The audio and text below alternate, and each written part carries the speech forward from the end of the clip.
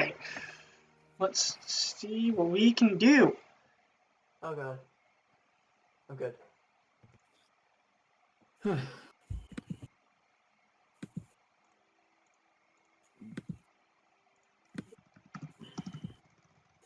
And is that you? What? Yeah, sorry. Hello. No, I want to show you something.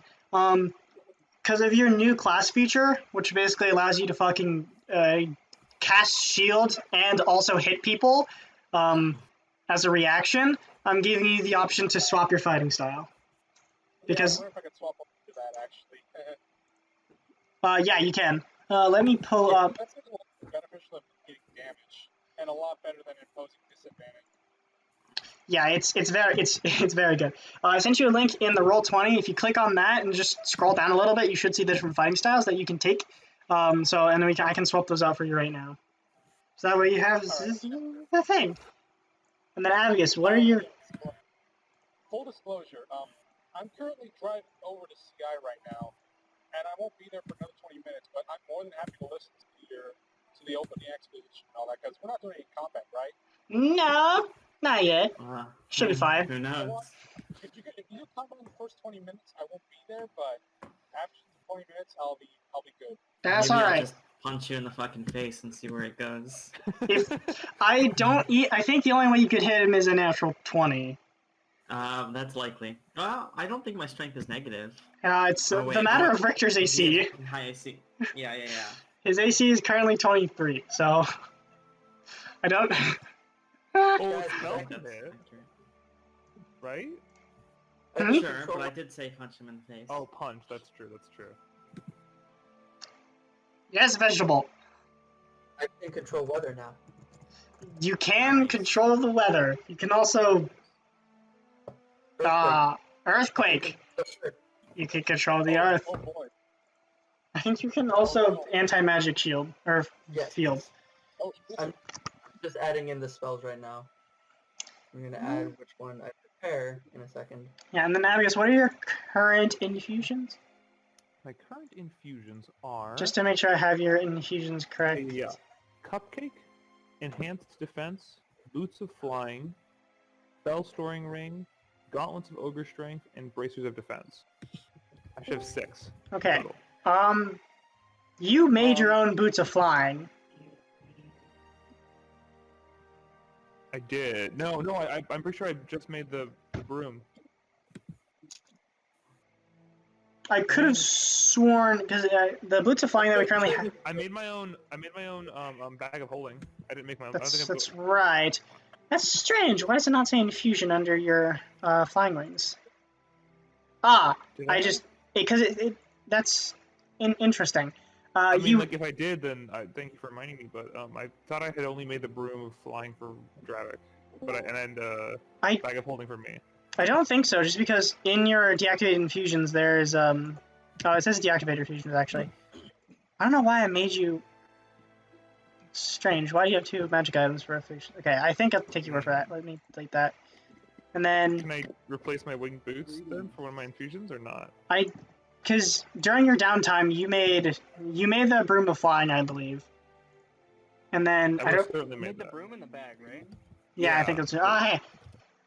Okay, so I think I definitely am still driving home, but like it's fine. it's okay. So is Nathan. All right, so your tuned items currently are gauntlets of ogre strength, winged boots, belt of overtime, spell storing ring. Wait, my attuned or my infusions? Let's start with your infusions to make sure I have them right. My infusions. I'll say them one more time. Cupcake, Okay. Enhanced Defense, Boots of Flying, which is still up in the air. Okay. Spell Storing Ring, Gauntlets of Ogre Strength, and Bracers of Defense. That's 6. Okay. Cool. All right. I think And we. then for my attuned items, I have the Gauntlets of Ogre Strength, Belt of Dwarven Kind, Spell Storing Ring, Apprentice Spellstone, Lightfleet Staff, and within the Lightfleet Staff there's the Greater Thunderstone. Okay, and then you don't have the winged boots attuned currently. No, I said winged boots first. And wait, Did you? yeah, winged boots, Gauntlets of Ogre Strength, Belt of Dwarven Kind, Spell Storing Ring, Apprentice Spellstone. That's 5, and then I get a 6 for the Lightfleet Staff, right? Yeah. Okay. You're good. Just want to double check. Yeah, you're fine. And yeah, I'm pretty sure you do have the winged boots. I just didn't put infusion in front of them. And then you have your plethora of other magical items that are there. Yep. Okay, and then there should be magical items as well for you guys for the various components you guys have for those of you who are holding on to them. I see him. Yep. Okay. I think I have those too. Yeah. Good. And yeah, Lucius now has Celestial Steel Skull the shield, so he's got all of that shit. Man, you got the drip. My man's got the drip. Yeah. Or Nick, you want It kind of hit me that with the, like, now much heavier armor, as well as keeping the green cloak, Lucius looks a little bit like Doctor Doom now. Just without the mask. We can make you a mask. I don't want one. That's fine, though. Okay. Fucking I'll get a metal mask. So we need to partly disfigure Lucius's face, so that way we can get him to make masks. And we get him a big metal mask. Awesome. Exactly. This is the play. So has anyone? I know Scott, you haven't rolled HP. I don't think anyone else hasn't rolled HP. Or has anyone else not rolled HP? I'm on my way to Roll20.net, except for the 50th time I put Roll20.com, which redirected me to a DiceLogger.com. I didn't even know that existed. hilarious, That's what actually. happened. Definitely a .NET situation. Well, yeah, W, the new ability you got was Persistent Rage. Basically, you no longer need to get hit or attack people to maintain your rage. Awesome. Your rage just lasts until you fall unconscious or you choose to end it. Moving out. That's nice, because that came up So recently. Co-op. Yes. Hypothetically, could Scott, as soon as he wakes up, become enraged? Then before he goes to bed, cancel the rage. It's I think still it's still the minute. duration. Okay. It's still the minute duration, but now it just can't end early unless he chooses it to or he gets knocked Okay, unconscious. okay. You can't be. Unfortunately, you cannot rage sleep. Hey, pissed off. Just a Eternal consistently vigil. hilarious. But we do need to roll health for you, Scott, so that way we can see how much more tankier you got. I think a lot of the D8 people rolled max, which was insane. Yeah. Epic. I do I got recall like that. 6. Koa, Oh, we need to Agatat update- rolled max, and so did Diggy. We need What's to update. Oh, Alright, how do I roll hit dice again? Just roll Click, control. or just click the hit dice button. There's a hit dice button. Yeah, underneath your hit dice, there's a hit dice button that it glows red. If you you just Right. clicky, and then it will do the thing. I have to wait for my character sheet to load first. Oh yeah, no worries. Abigail, you were saying something beforehand? Yeah, sorry. The Cupcake's health needs to go up too. Right. He's currently at 79. He needs to go up to 91. I can do that. That's a huge leap. Yeah, I think we didn't do it last level. We didn't do it for level 14. I see. It says currently that it's 79. 'Cause, I yeah, believe it should be 91 because we're level 15 times 6 is 90 plus 1 is 91. 91. Okay. So Cupcake is now 91 health. Did All I right. do it right? You did do it right. You rolled a 7 plus 4, so that's 11 maximum HP. So I'll go ahead and change. I'm going to change your HP so that way it is according. So it goes up by 11. So you now I'm in have. camera recording also. Should be ready to go within like 10 minutes. Yeah. I'm just going to do a quick last we left off and then a few other things, and then we'll go ahead and get started. Sounds Last good. we all left off, we killed some bitches. True. One Alright. thankful. I'm sorry for the immediate pop-up. As I said before, things got pushed further because of that vaccination. It's all good. No worries. It just happens. And then, I don't remember, did Richard roll health? What's up? Did you roll health for your new thing? No, I haven't done any leveling up yet. So Okay. if So anything, I don't mind waiting until the end of session to get that done. I think for you it's pretty easy. You just it's just that Sacred Oath feature, and that's it. You have another 4th level spell slot, congrats. But that's Yay. pretty much it. More Divine Smite! Yeah, now you can Divine Smite level 4 twice in a row. Alright, I think without further ado, I think we can go ahead and start some Dungeons and Dragons. Are you guys ready to learn and play games? Yes. Yes, Absolutely. games. Woo! So, Last we left off, a group of Sweeter Things had just run through the beginning or the end of this gauntlet, sort of having a plan to turn themselves all into giant ants, run in and beat the shit out of whatever was inside, and that's exactly what happened. They had a few moments where a few people had dropped their ape form, but it was quickly reasserted through the use of multiple pixies, and you guys just repeatedly destroyed these genies. You guys had also slammed into the centerpiece and it resulted in an explosion that severely weakened all of the remaining elementals. However, it severely dealt some damage to some of the individuals, knocking some people unconscious even through their ape forms. But despite this, you were successful. You had attained a number of magical items from them, including a beautiful scimitar, a crown, and what looked to be tattered robes of some kind, which Scar had repurposed so she could wear it herself. During this time, you guys had also done the best you could to search around the arena to grab as many things as possible, and then you guys had spent barely any time at all. We went over the downtime, and it only have taken maybe a day and a half to do travel, to sell, get the shield forged, and then came back to Sweeter Things. So no more downtime was actually needed. So No, cool. We did also do spell training, right? Or did I not get to do that? yeah, you got the spell training as well. So do you have Fireball in your wizard spells? I do. I'm gonna try and update my wizard to be level 15 as well. Don't, Okay. because that will change your Different. your spell slots. You're not a full wizard. What's it called? You're not a full wizard caster. You can learn wizard spells and cast them with your artificer spell slots, but they don't count as artificer spells, so you don't add your Right, plus but 6 I mean, damage. it has the alchemist artificer like class thing in there, so it should work if I just change the number from 13 to 15, right? If you change I would say there's no reason to really change your artificer spells or your wizard spells, because it'll just give you more spell slots, and there's nothing that really needs to be updated here, because your spells. Oh, sorry, no, I use them both for like counting spell slots, but I get you. No worries. If you use them both for counting spell slots, then yeah, go ahead, and it'll update accordingly. But yeah, other than that, you guys we'll jump right back in as you guys are finally being able to reconvene after sort of a few moments of downtime. We'll say if there's anything else that would like to be done. I would say Lucius is just now sauntering into the house or teleporting back in with Agatat on the tail end of a day. You can see now Lucius is now wearing this sort of beautifully made half plate and has this wonderful shield by his side made of celestial steel, this sort of platinum with these almost frigid rune across the top of it. And he looks a lot more armor than you guys have previously seen Lucius before. And Iggy's big now. Yeah, I was about to say, and you guys, Huge. you watch as sort of Agatat exits his room, and you watch as sort of lumbering behind him. You now see Iggy with 4 heads, is now a large creature, is now just... and it comes as a rather surprise of the 4 heads, but and you can also see he no longer has head crossbows. Instead, he now has sort of...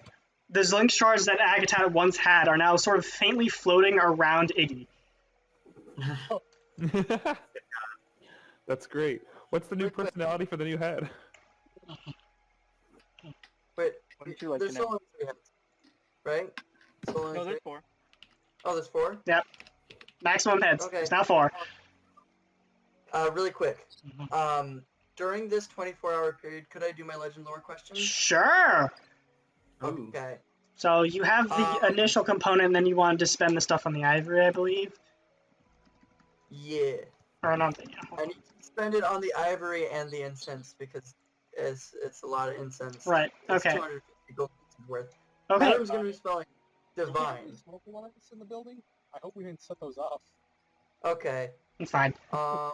Those don't exist. Okay. So yeah, go ahead and just mark down the 250 for as many questions, or we'll do the 250 afterwards because you have time to sort of cast legend lore, and then the 4 ivory strips, you need to buy those though, so you do need the 4 times 5. Yeah, that's. I also need to go out and buy the incense, Okay. right? Yes, So for I'm each casting of this.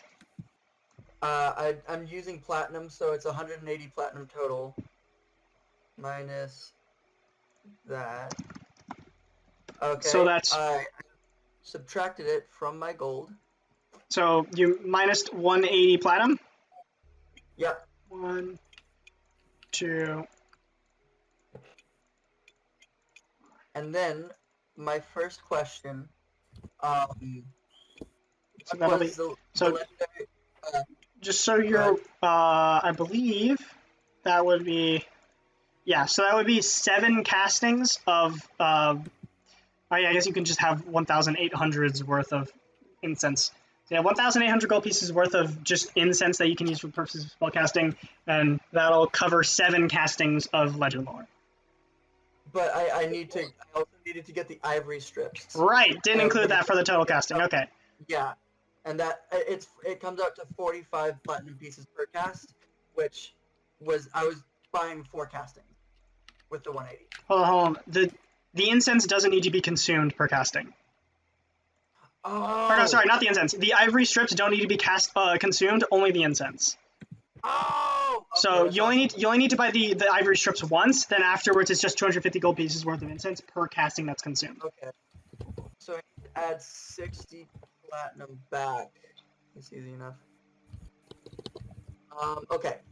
So I'm going to sit down in my room, light the incense around me, and as I'm kind of like praying to Ayun, and connecting with her, I'm going to ask, what was the legendary Kel'Thuzon's individual goals within the party of the Great Eight, and what was he required to obtain in order to complete said goals? Okay, so you begin to set up this area, sort of lighting the incenses. You can see that with your room closed off, there's very little light as you sort of light these candles and the incense begins burning. And as it does, for a moment, it just smells like stuffy incense. But as you begin to focus and meditate and sort to basically become a conduit for your god's power, you feel the scent of the room begin to change. And you watch as different wisps of smoke and air begin to slowly sort of swirl around you before you find yourself in the center of a giant symbology of an eye. As it does, it glows forth and you feel yourself beginning to lift off the ground very faintly as your eyes glow this sort of bright blue. And for a brief moment, you're in this space where you're almost out of your consciousness and you can just see this nothingness around you that feels familiar and comfortable. And as you reach out to your god and ask those questions and begin to sort of think about Kel'Thuzon, there's a brief pause. And I need to really quickly post something up. Notes.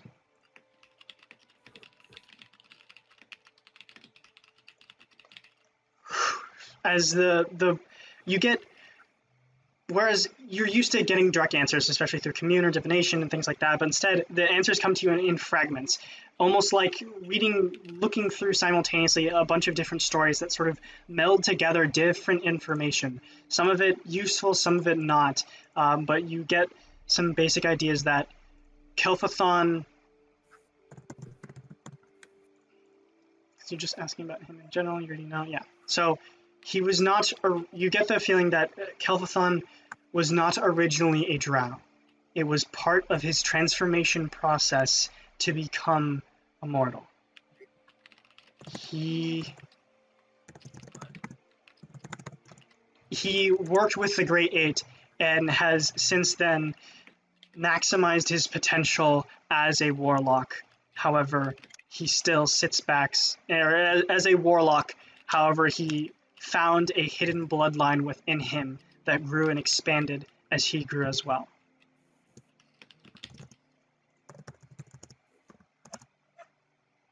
Okay. While he was with the Great Eight and helping them as much as he could, he was secretly trying to find a way to become immortal, and he had succeeded through the Shadowfell Configurum.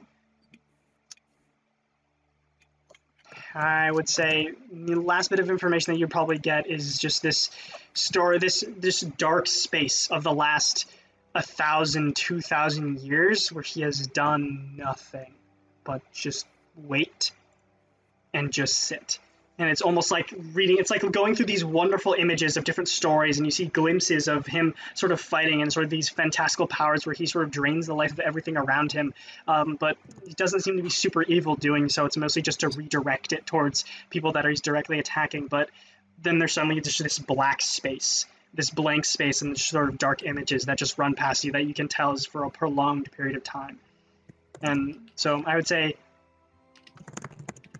the last bit of information you get is he's been waiting because he is trapped, a creature of insurmountable strength that he himself cannot even destroy, is barely trapped because of his highest power, which he was able to achieve. And I would say, with Ayun specifically, you get the feeling he has an imprisonment spell over the spell imprisonment, the 9th level spell, over this creature that has allowed him to keep it at bay. But he cannot move, he cannot leave, and that's why he's just been sitting and waiting.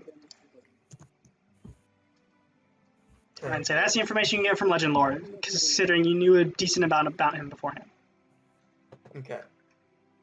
Then I'm going to kind of, within my own knowledge, as that first casting fades, I'm gonna kind of look back in my own mind and try and recall all of the different types of creatures that I saw within Limbo when I was still under Lilith's employ.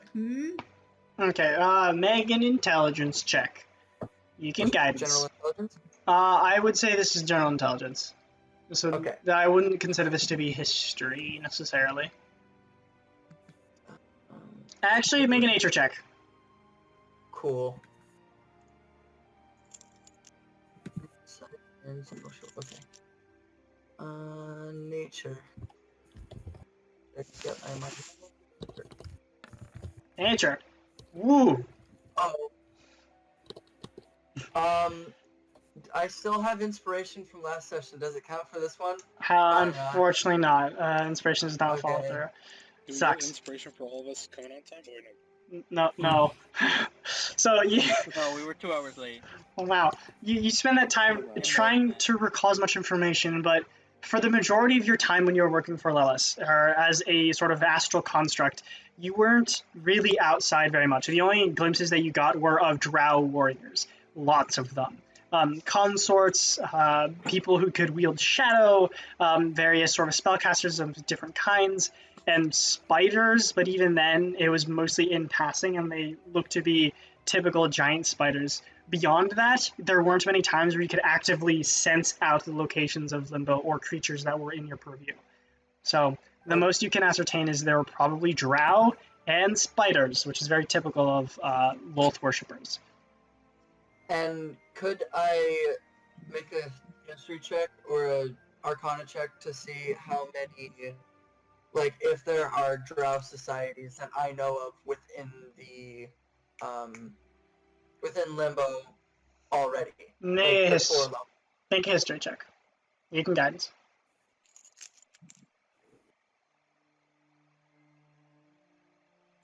It's a lot better. It's okay, total 27. Thinking back to all of the annals you've read, not that you are aware of, it seems that from what you're understanding, the Limbo itself is an incredibly dangerous place, and it's definitely not ideal for any kind of civilization. The only civilization that you know exists that you've read about is a sort of base of operations, if you will, for many of the Githzerai and Githyanki. But you know that they have sort of palaces that they've created that sort of move through Limbo because of their connection to the Astral Sea. They can very quickly shape things around, move the sort of their cities about, and avoid many of the dangers within Limbo. That's the only immediate society you can think of that actually resides in Limbo. Other than that, it's a plane of chaos. There are very few individuals that go within it, or better yet, or better, furthermore, settle within. Okay, I am going to then start up another ritual. Okay. I don't. Oh, that my dice just rolled on my screen. That's fine. They also rolled on my screen.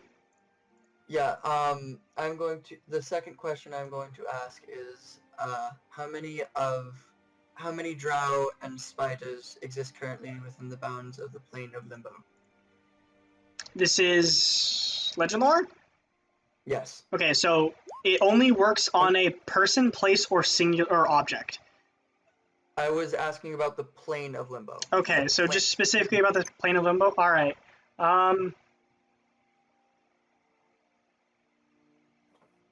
Okay. So again, sort of moving into the headspace again, sort of floating off the ground, sort of getting this getting this vision before you. It seems that based on what you know, the knowledge that surrounds Limbo, sort of taking this collective knowledge that because Limbo is this sort of legendary location or this planar influence, this spell specifically guides you towards that collective knowledge or consciousness. If you have spots that fill in those places, you can move further from there. But I would say from this spell, it gives you more information about Limbo itself. You learn a few things. Specifically that there are two creatures that are known to reside within Limbo actively. The Slod, which are these chaotic sort of beings that just drive chaos and continue to spread and sort of manifest within Limbo and just move outwards. And Githyanki and Githzerai. Those are the only two that exist within this location of creatures that actually call it a home. There is people believe that, or there not many people believe that, but you also around all of when you're searching through the sea of knowledge, again, there's like these bits and pieces that you understand, but it's almost as if you're moving through this space. So there's one massive, almost, the best I can explain is almost like this black hole. It seems to suck everything in this sort of strange mindscape that you're in, and you only get bits of information sort of moving past it before you feel your consciousness getting pulled towards the idea, where it's this almost like infantile sort of strange thoughts of urges and sort of craziness that you can't describe, that you feel would jumble your mind, and you find yourself skirting around the edge, and that there is this massive chaotic entity that no one ever mentions but that is collectively known by people that exist within Limbo as this place, this thing that you do not step towards, that is archaic, ancient, more powerful than most people know what to do with. And no one knows where it exists, but that it does exist within Limbo somehow. And you keep a wide berth around it. You never find it, you never know its name, and you stay away.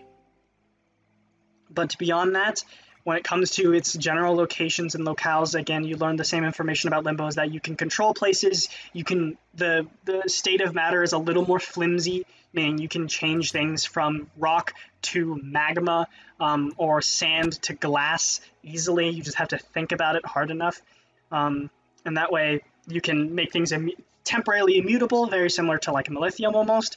And you have this general idea of how Limbo works. Again, you can move through your mind, but beyond that, there's no significant information that you could find about the amount of sources of drow that exist within there. Just only that there are powerful Githyanki, Githzerai that exist within it, and Slod sort of infest the place, and that is where they're born from. Alright. After that, Scar's gonna walk out. Is Doppio in Sweeter Things right now? We'll say that everyone is for the purposes of this, and we'll say this is like near the tail end, but we'll start the day tomorrow where you have your spell slots back. So we'll say Lucius is here, Agatat, everyone's here kind of just relaxing. I'm here, I'm chilling. Dobbio's there, chilling. I'm gonna turn to Dobbio. Excuse me, Dobbio, what is your axe called? The one with the ancestors? The Axe of the Goliath Lords? Thank you. I will be right back. She's gonna go Wait, why did you need that information? Come back here! So she's gonna go upstairs, start She doesn't answer. Also, you guys, She doesn't answer why she needs the information. I would say, This is like, very suspicious. on passing note, the door to Scar's room opens, and you guys see like this heavy smoke slowly waft out. Then she goes back in, close the door. I see. I think she's just Can I make a medicine relaxing in check her if own someone's way. like smoking the weed? Sure, in make a medicine check. Or nature. This would be nature. nature. Okay. You were helping Raldaraz craft. This is directly afterwards. Oh no, you weren't. You weren't doing anything during this 24 hours of downtime.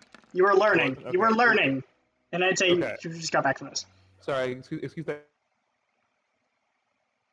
guidance. Lamau, 1 nature. Is there marinara in my house? It is not marinara. It smells like a temple. You're kind of like, oh, that's like heavy incense. Oh, gotcha. But it is not the marijuanas. But nevertheless, Scar, you return to your room, sort of getting back Alright. into the space, burning another set of 250 gold pieces worth of incense. It's a lot. Jesus. You're gonna fucking smoke out your whole room. Good God. So Open a window, jeez. I'm hotboxing my room with incense. Fucking. You're gonna fucking suffocate. I'm going to start the ritual up again. Okay. And as the question comes, I'm going to ask, what is the history of the axe of the axe of Goliath lords, and what must be done in order to wield it? Okay. As you ask this question, you again get pulled into that mindscape, but this time, as opposed to sort of reading books, hearing stories, this is almost entirely seen through the oral sort of tradition and visions of other Goliaths. Everything is sort of gone through, think of it almost like a movie sequence where you see like paints or sort of war paints that produce these sort of basically like rudimentary sort of pictures that are moving, that depict stories and different things. It's a very different form of knowledge than you were expecting that sort of moves through and tells this tale. You get the feeling that the Axe of the Goliath Lords was wielded by the Kakaroto tribe for as long as they have existed, forged from the various metals within the deepest of mountains and the stars from the sky. It is a pinnacle of Goliath strength. Infused by the multitude of ancestors from the Kakaroto tribe, only the strongest can choose to wield this axe, and it has rejected those who are not strong enough to wield it. When it is wielded, the axe of the Goliath Space rock in it? has what? Space rock? When wielding the Axe of the Goliath Lords, because of its ancestors, it allows one to connect with the ancestors from the past in a way of like asking them questions and guidance. It enhances the natural ability of Goliaths, making their skin as hard as metal and iron as opposed to rock, and it is incredibly potent at shredding enemies. Its focus is more on the defensive, and it's given to strong leaders. And it seems that the strength that you find within it changes many of the chieftains who at one point thought they were strong, but it is not uncommon for chieftains to actually have to undergo the ritual of sort of attuning to this axe 3 or 4 times before they finally reach this pinnacle of sort of self-actualization. Okay. It is one of a kind. It is a legendary artifact. Damn. It was at one point broken, but you get the feeling that's where the story stops. It said that an event had happened that caused it to be split in twine, and that it was sent to be repaired. But that is as much information as you can ascertain. I was there when it got repaired. You were there when I got prepared. And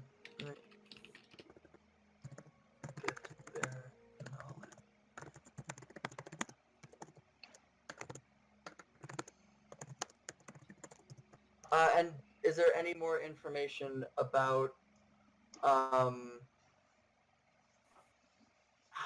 like, it says that the wielder has to be the strongest of the tribe. Is there any other information about how to wield it and how to attune to it? The information that comes through these stories, it's always very vague. It talks about how they go into this sort of ritualistic, sort of almost like astral projection, where they go into this other state of mind, where they do some kind of test or trial, and then they come back either successful or unsuccessful.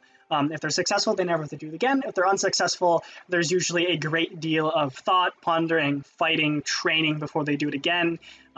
Most often chieftains get it their first time. There has been very few cases where it's been given to people other than chieftains, and it takes 4 or 5 attempts before they really understand what the blade wants from them. But there's no information as to what that attunement process looks like or where it is, what is asking of people. Okay. I know a little bit. Topio does know a little bit. Yep. There you go. You get that information, so. And then, last casting, I'm planning, Alright, I'm gonna put this one out to the party. Should I ask about the shard mines, or should I ask about Lelis's crown? Scar comes back I think out. same She thing. smells heavily of incense. Is our more pressing concern here. I mean, at this I point, mean- they're one and the same, right? I mean, I think, I think knowing about the state of Lelis's Yeah, I think state, it gives us a plan of action. I think crowns are present and Shardmine is future, so maybe future will be better to know about. we wouldn't mean the shard mines of the future. I said Shardmines are past, because like Oh, Shardmines are in the crowns. Like so, like if you ask about Shardmines, you're just gonna get like how they used to be. Whereas if you ask about the crown, you might actually get information that's gonna like help us out a lot more in our future. yeah. So yeah, we're to choose between the two. I would say shard mines, but I think asking about Lelis more generally might be like, or like any whereabouts on her right now would be a better idea. We could also I try think the just Lelis clown. serving her directly if we wanted to. As Yeah, opposed to the question and answer. We have the ability to scry. Mhm. Well, fresh air is really nice. God. Yeah. You can see that like as Scar is there, you see the wisps of like incense are almost like faintly like surrounding her and like very faintly like moving across her bodies. It seems like there's almost magical residue sort of that's coming from her. You can see she's very, very faintly floating. But it's Want to slowly do coming something? back down. Uh, So, Uh, pretty high. I'm good on break. I'm gonna go ask this final question. Okay. Okay, so Alright, I I'm also gonna go- I also forgot something very important about Kelphathon. His warlock patron is Kokakam, the Undying Hunger, and he was at one point possessed by the Skull of Tenebre, and it had given him these intense powers that he had no idea he had before. That is part of who he is. So you do know that his warlock patron is Kokakam, the Undying Hunger. And he was possessed. He was possessed by the Skull of Tenebre. You're not sure what that means, but that is some information that you get. Tenebre? How do you spell that? T-E... Hold on. T-E-N-E... Tenebre... E-R-A-E? T-E-N-E-B-R-A-E. Hell yeah, I got it right. And how do you spell Kokakam? K-O-K-K... Nope. Bottles don't. God damn it! Oh, actually, sorry. It is spelled this way. I was incorrect with my own spelling, so it's Kokakam. Oh, good. Okay. Yeah. Okay. No! Anyway, I'm going to... God. I wrote down a question about the shard mines. I did not write down a question about the crown. Give me a second.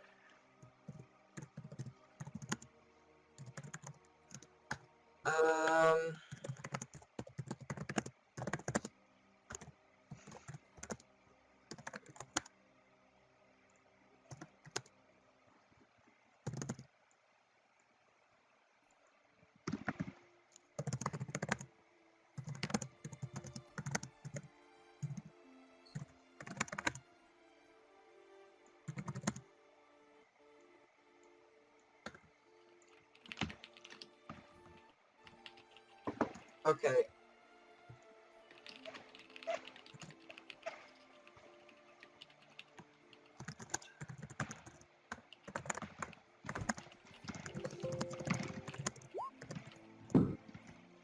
Okay. Question, as I light the incense once again, okay. is what exactly does Lelis's crown do, and is there any way of dispelling it and releasing the souls of the shard mines? Okay.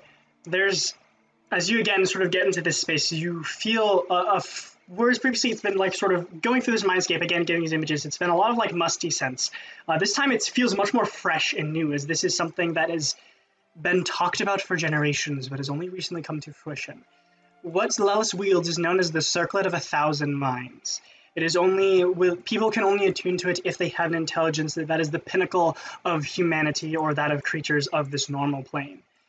It heavily increases the mental sort of ability of anyone who's wearing it, giving the ability to talk to many individuals, look through their mind as if. Are you aware of the memory technique called the Mind Palace? No. It's when you basically can move into this place where it's essentially where you can look back at part of your lives through this dream-like sequence where you imagine everything as if it's in a palace and you notify specific locations of specific things. That's the basics of it. You make a physical representation of your memory. So if I were to look at my room and my desk real quick, my stapler, that's my third grade field trip or something like that. Yeah. The Circlet of 1,000 Minds allows one to not only have an eidetic memory, but also the ability to look back on everything that they have experienced with ease. So anything that they have seen before, they can immediately understand and go back to that location, and that point almost as if rewatching it or reliving that experience. So it greatly improves the intelligence of the creature. It also draws upon the Circle of 1,000 Minds. That's the information that you're given to answer what I'll say. It also draws upon the souls that are used in it. It has been an artifact that has been blueprinted and thought of before, but has never been actually created because of how dangerous it is, because it imprisons thousands of souls. You get the feeling that the shard mine specifically used to create this circlet has granted it the ability to do incredible acts of planar travel and sort of teleportation. This due to shard mine's innate ability to seek out planar portals, destroy them, and even in some rare cases destroy them. The circlet enhances those abilities and gives it to the user. To destroy the Circlet of 1,000 Minds would require is exactly what you had described it. Freeing the souls from within the circlet would destroy it completely. It doesn't require ritual like others, sort of tossing it into sort of the volcano of a fire giant sort of domain. Instead, it needs to have a powerful enough conduit that is able to release souls trapped within. Okay. I would say this is a 5th level spell.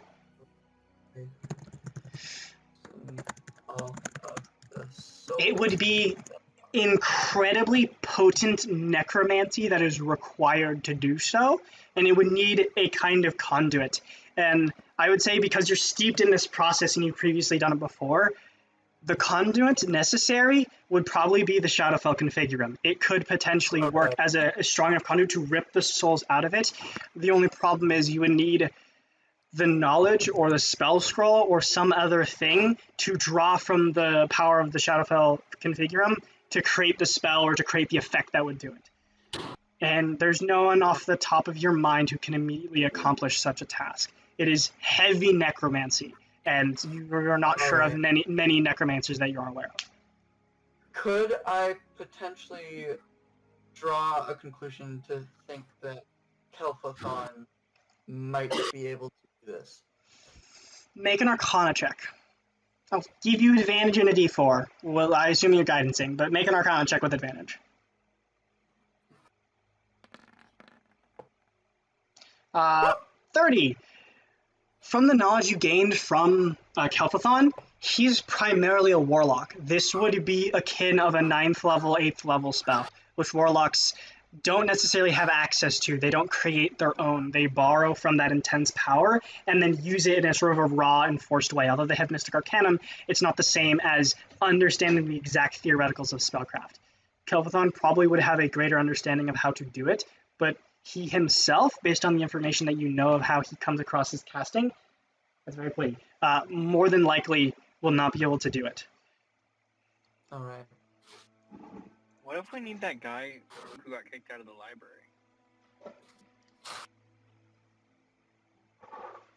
I would say at which point you hear like a faint, like, even though the door is closed, you do hear like a faint, like, knocking from the front door of the Sweeter Things.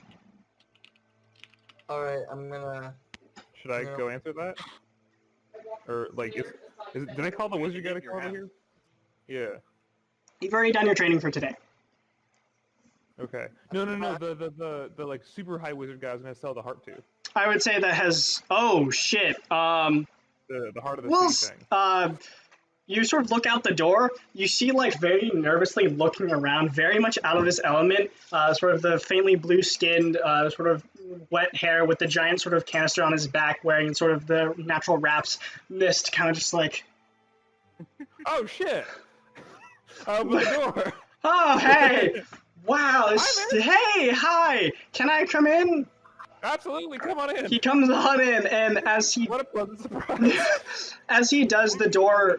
You watch as the door itself closes behind him, and then you see, famed from invisibility, the similar sight of sort of faintly shriveled arm wearing sort of this fleece jacket with the sort of stone embedded in his arm, the figure of Lomeo sort of just glancing behind him. Oh shit! Okay, that spooked me a little bit more than. Probably jump back a little bit. Scar's gonna float downstairs. Oh, no, that's Come not. on. We'll say, There you Heidi, go. Come on in. Well, everyone's in the back room right now. thank you for, sort of Lomeo sort of speaks up, thank you for letting us come inside. And Miss is like, yeah, this place is big and sucks. Oddly makes me feel better knowing that my dad contributed to something that fucking blows. So, What? no offense to you. No, not this place. Like the whole city, it's a shithole. But this place is solid. Sorry, I should have mentioned that. I was gonna take my Yeah. defense for that, but I mean. No. Yeah, This place is nice. Sorry. All right. Well, if you'd like a piece of candy to, reinforce that not suck, please feel free to take one. Sure. Wait. They say hi. Betty says hi. They says hi. Okay. I mean, fuck. I forgot where I put the character sheet for Mist. fucking Mist. Yeah. Hold on. Mist, where are you? Look, Mist of Diamonds. That is in fact his name. look at this fucking gnome. The gnome. Jesus. I'll fucking find him eventually.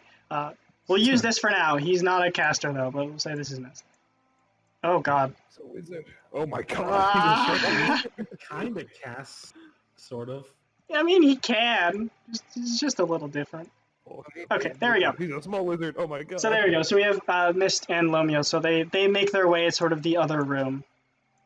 Okay, Sounds as good. Lomeo walks in, I'm gonna be like, Lomeo, do you have any experience with necromancy? He immediately like Well- furrows his brows as he sees you like swirling with this like incense and like faintly levitating. He's like, I would, Ah. okay, I would introduce them first too. I wouldn't just like walk like, hey guys, guess who's here? Mist and Lomeo. There you go. they Now you know they both who kind of wave. Lomeo says hello. Looks back to Dobio. Hey again, brother. Man, And been a then while. yeah, kind of like gives a brief nod. I'm here because I've been thinking about what you guys said, and I want to help. And to answer your question, I've toyed with necromancy because of a person that I think would be of great use. I've been doing a lot of thinking. And at which point, Mrs. like, I came here because I want a job? That sounds weird. I was talking a lot to the people who, the Thry-Kreen, the ant people, whatever. They don't want anyone coming back to that place, like, around that area, so I realize leading people through the desert now will directly lead to murder, so I figured I'll travel here, and Lomeo is making his way there, and he can do some neat stuff, so I figured, sure, why not? No worries. Would you like employment here? Yes. What kind of skills do you have? I mean, you got the snake thing, which is pretty cool, but like. Yes, I can manipulate water. I can make fire. I can throw wind around. I can manipulate earth, and punch really good. Do you need a? Incredible. Thanks. Do you need a? Can he punch Taffy? Yes. What's taffy? I'm gonna go ahead and just like go into like a side room real quick and pull out like as big a clump of taffy as I can find real quick.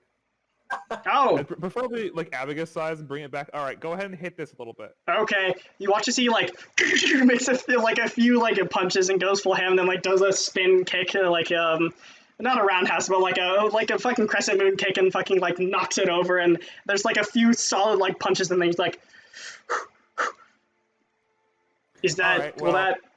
Do I mean, anything? there's only so much taffy you could. So how well did he do? Did he like actually like soften up the taffy? I mean, like a little bit. He was mostly going for like Okay. precise strikes, but like he probably needed to like punch like more in general. Yeah. Okay. Well, your taffy punch you could use in working on. How do you feel about just general security? Yeah, I can beat the shit out of people Gotcha. Okay. Well, non-lethally. Not everyone. not the customer though. You understand that, right? I will not kill anyone. I'll just hit him in the face till they stop moving or cry. Um, How's That's what I your do. child Ah. how do you do with kids? I wouldn't know. It's been a long time.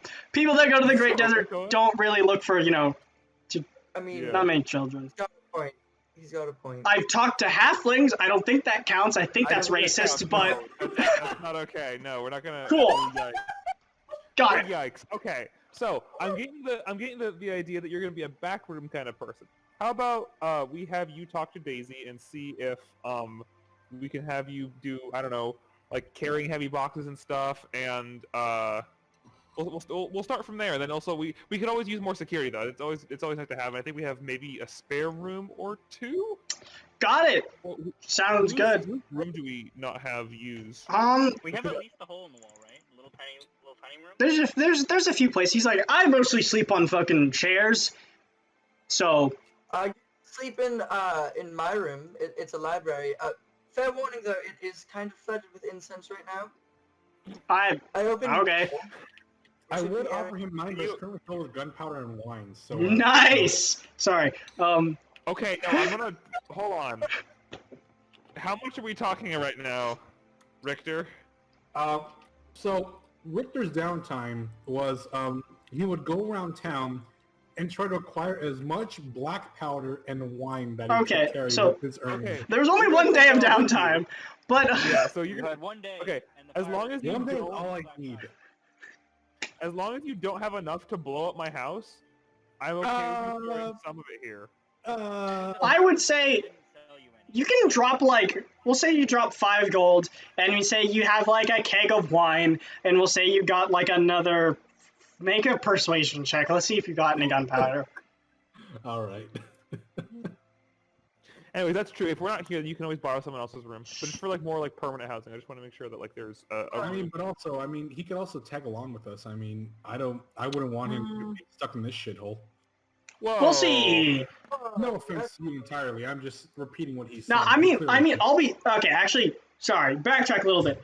I think it's a shithole, and I like it because I expected like my fucking, cause my dad, whatever, Diamond, whatever. He like did his whole like cool thing, save the earth, whatever. So like everything he's been fucking touching has turned into fucking diamond, and then he made this, and it sucks here, which is awesome. So I like it here. It just makes me feel better because I feel like he actually like made something that didn't turn out great. It seems like everything else he did turned out great. So this is like A star. Nothing Okay. against you. I That think makes this is more I think in hindsight this is probably a better place to live in the Great Desert. And this place is really nice. He kind of like looks to like Lucius a little bit. There's good music, so Fucking pandering out here. Oh, Okay, wait. So what he is the doesn't 20 want a persuasion? job with coming along with us, right? He wants a job. no, to, like, he stay it sounds like he wants a place to like stay around and just so that way he can. I mean, I'll get to you in a second, Richter. I mean, Sure. I want to be around here in case something happens, I think, just because you guys have done a lot for me. But I think I want to take a little bit of a step back from risking my life all the time. That's fair. Got a lot more time to like actually like meditate, the thing monks are supposed to do. It's kind of nice. Maybe it's growing on me, and I found myself like liking a lot more of like the silent type, but I'll be honest, Browdream does not shut the fuck up. There's never time to be silent. So I can't really like be there, and like he's always like looking for things or like trying to find things to talk to. So like I don't know. I wanted to get out of there. You're And not talking to the ring anymore? I thought I was gonna give him. he talks to the ring a lot, and he does most of his time like that. I can't fucking focus because he's always blathering on. He could say it in his Oh. mind, but he fucking doesn't. So I'm just like sitting here, and then occasionally he walks over to me. He's like, "Oh, how's your Right. family?" And I'm like, "Fucking dead. What do you else want to know?" And it just, I don't know, man. You So only got you only get to hear half the conversation. That sucks. yeah, Exactly, it that's sucks. awful. It's horrible. no. Thank you. I thought it wouldn't bother me at first, but it did. Okay, So is that also really quick? Is it also going for Lomeo? Do you also want a place to stay, or are you just like passing through? Romeo kind of just like, no, I wanted to just see on how I could immediately help you. I've had a bit to think, and I think I know something that you guys might want to hear. Okay.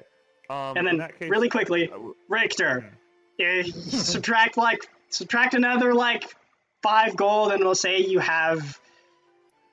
Or subtract another like 50 gold, and we can say you have 50 gold pieces worth of gunpowder, which would be like the equivalent of like a few vials, maybe like a small pouch. All right. And that's as much as they are willing to part, but you're pretty persuasive, and a lot of people know you as like this like fucking hero in golden armor, platinum armor, who like went out to the countryside and started fucking killing ghosts with another cleric. So it's kind of hard to say no to that, because you walk into the establishment, everyone's like, oh my god, it's a fucking celebrity. But you're asking for gunpowder. They know what you want to do, but they don't want to look bad themselves, so they eventually like cough some up. That's epic. So how many vials was that again? We'll say just write down 25 or write down 50 gold pieces worth of gunpowder. Okay. And we'll say that it's in the form of vials. Just so that way the gold piece amount will help me better understand like how much you can work with. All right. Perfect. In my mind, you had to go to like 10 different businesses because they wouldn't give you that much. Yeah. Not at all at once. I had to just go around town. Yeah. So, okay, before we hear from Lomeo about his important information, I want to make sure that Mist is like settled, so we can have him stay. Like, I forgot who has what room. Like, I is think that- it's on- We know Scars and I think Agatats because they're the most personalized. Dobio had the really big top one. Oh right? yeah, and then Nobio had the really big top one, I believe. But other than that, there's no other You had that- personalizations that have been done. And I had the room that was to the right of Dobio. Yeah, I got the big. I punched a hole in his wall so we could talk to each other. Oh, that's right. That's what that little thing is right here. Yeah, and then forgot this about one right here. You're right, Lucius. That's Lucius's room, like the bigger square one. The smaller square one, though, I think is unoccupied, right? That one is a guest room that Alton stays Yeah, in. I think Alton stayed at that one fairly frequently with his family and stuff like that. So I think these 3 rooms, I'm not really sure. I think Dravik is in one of them, but I don't know.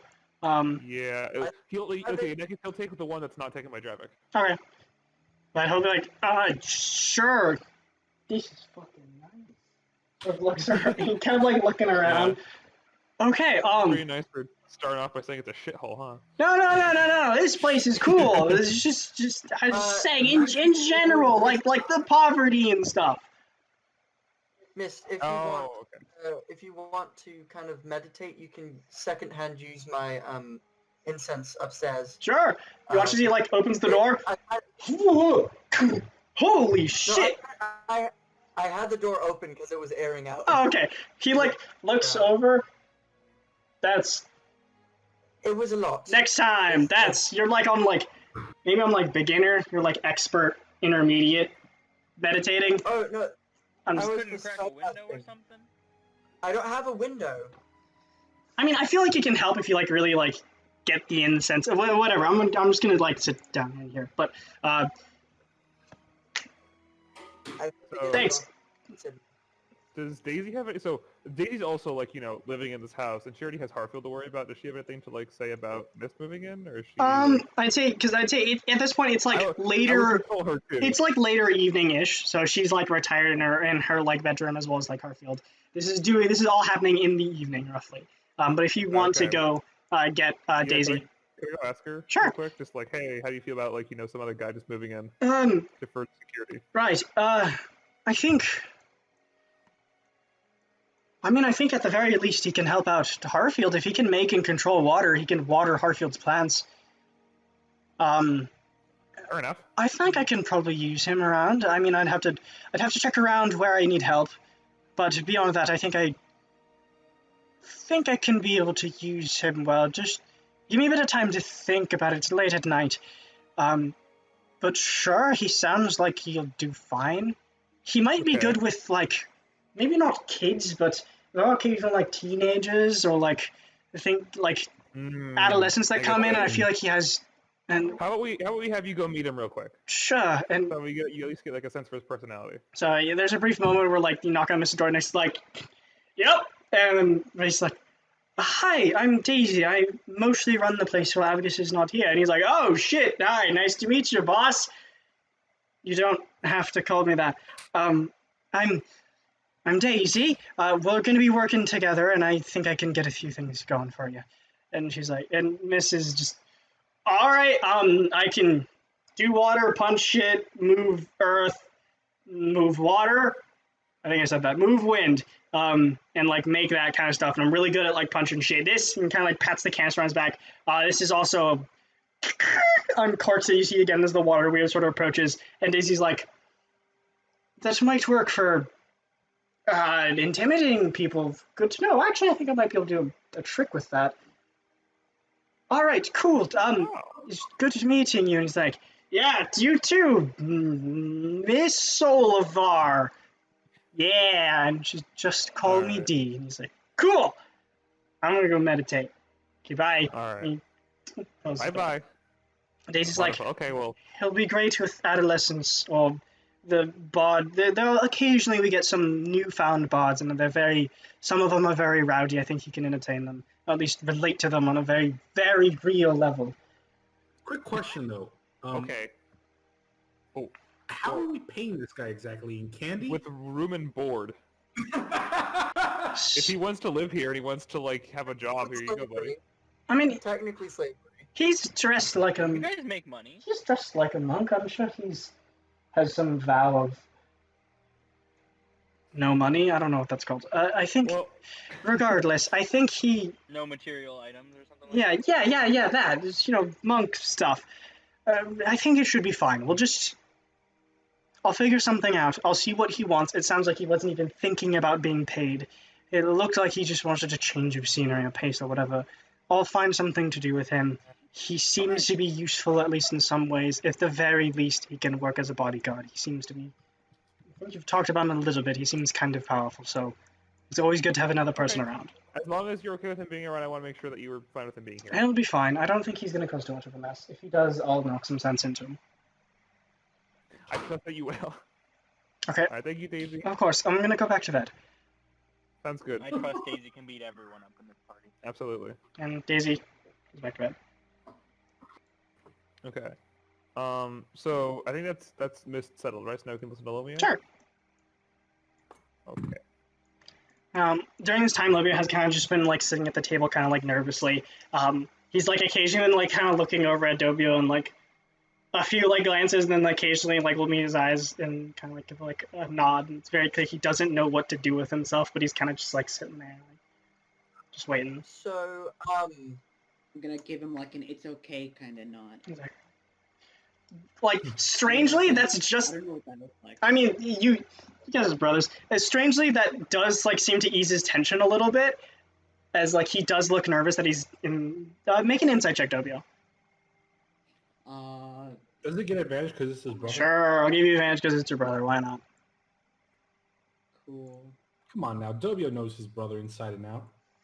True. Mostly. Mostly. Yeah.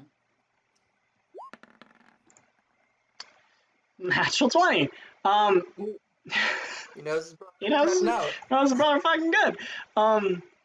You get the feeling that he's pretty nervous about being in the house of someone that he was previously trying to kill. He understands that you guys have like made amends, but he feels like he shouldn't be here. Like it almost feels like he's encroaching too much, and that makes him visibly nervous. But like you give that brief nod, and he relaxes a little bit, but you get the feeling that is there. So Scar's kind of floating at the table. Is gonna turn to Dope. Dope, do you know exactly what your axe does? The magical one. What do you The mean one what that it does? It's an axe. You hit things with it. As in, well, it's a magic axe. Yeah, it is. Do you know what the magic infused within it does? Because if you do, I would like. If you don't, I have that knowledge, and I would like to bestow it upon you. So that. I would rather not talk about it. All right. Sounds good. With that, I will leave that until we get Lamio's business taken care of when Abigail gets back downstairs. When we get that taken care of, I do have other business brought down from on high, and by on high I mean Ayun, not marijuana or incense or whatever you want to call it. Got it. And it's about Kelphathon, and also Lelis's crown thing. So You see, like, W, like, take kind of like a deep breath in. That's actually what I wanted to talk about. And then I worked a little bit with Lelis, and my journey has been a lot of how to get a lot of power very quickly. And part of that was making a deal with this someone called the Angel of Pitch. He's a very, very powerful necromancer, and I've been doing a lot of thinking and research because I came across a scroll that talked about an artifact used a long time ago, never used, but it was thinking about being created, called the Circlet of a Thousand Minds, and I wanted to see if I could maybe make it. I don't think I since then have changed my mind, but I'm fairly certain Lelis has completed making that artifact. And if that's true, it would explain why she's able to do things so well, why she's so powerful now, and if you were to somehow take that away from her, that would severely weaken her. And that's what I was going. That's why I asked if you knew necromancy at all, because you are a very powerful caster. When I was upstairs smoking out my room, I got information about the Circlet of a Thousand Minds. And in order to take away that power, we would have to siphon the souls of the Shard Minds from it, using both an item called the Shadowfell Configurum and a great amount of necromantic energy. You see, there's like a moment of like recognition on her face, then like immediate nervousness. Well, good thing I came when I did. I guess we're thinking the same thing. Also, wow, good job you fucking caught on to the same plot hook that was just about to have Lomeo get to you guys. You kind of just... the person that I talked to, he set me up so that way I could do a lot of things. Most notably, I can call upon demons, and the primary way I was able to make pacts with them a lot easier. And he sort of gestures to the arm that's shriveled that has sort of abyssal runes on the side. This hand allows me to gift insanity. Well, not gift, but, you know, it allows me to literally turn people insane for a small amount of time. That's because I made a gift with, time for bad pronunciation. To Tevilis. He's one of the abyssal demon lords. I was only able to do that because of this figure. His name is Yinvalur. And I think he very desperately wants the Shadowfell Configurum for his own needs. He's almost has an obsession with it. Maybe, and I think he's a strong enough necromancer, if you could maybe...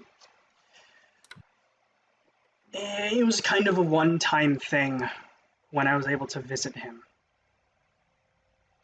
This is maybe I only understood about half of that.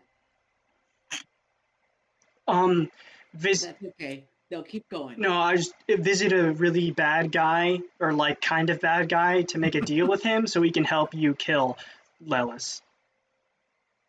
Oh. And she's the biggest. Yeah, she's the biggest bad. Alright. We don't necessarily need him. We just need him to give us a spell scroll. Right, but you'll need to make a deal with him. He wouldn't do that willingly. Yeah. And I think to avoid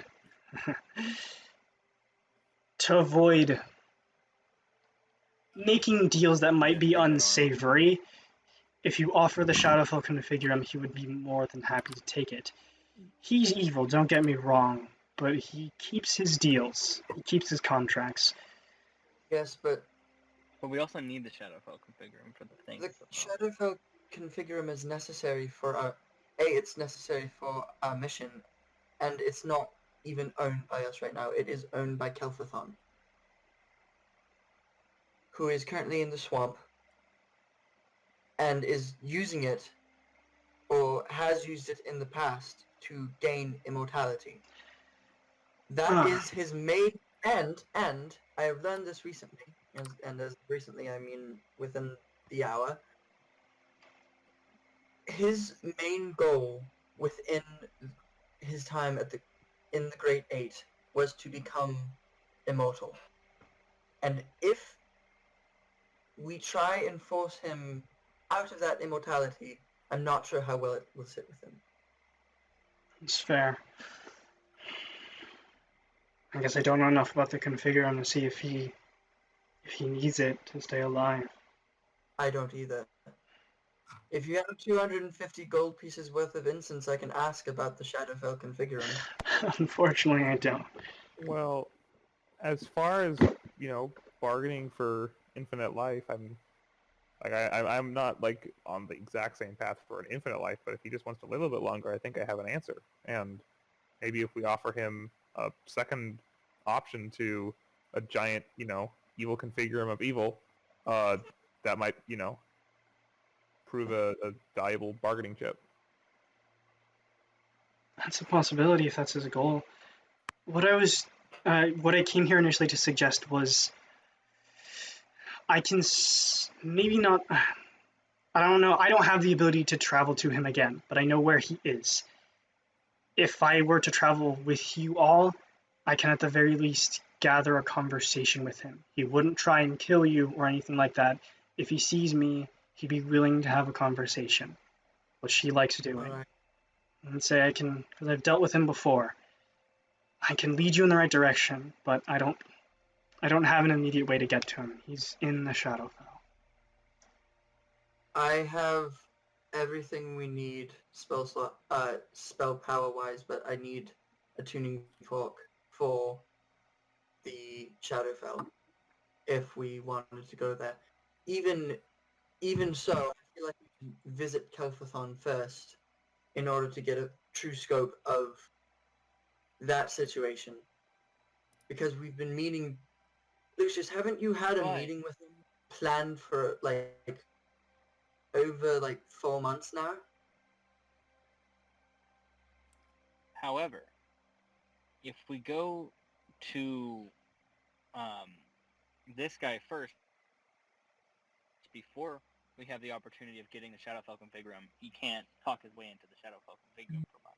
Yeah, that's also a good point. If you keep a dark object out of his hand. If you can maybe... If we it's going to be harder to talk him out of giving Right, he can give you... Well, who said that Kelphathon is going to give up the Shadowfell Configurum?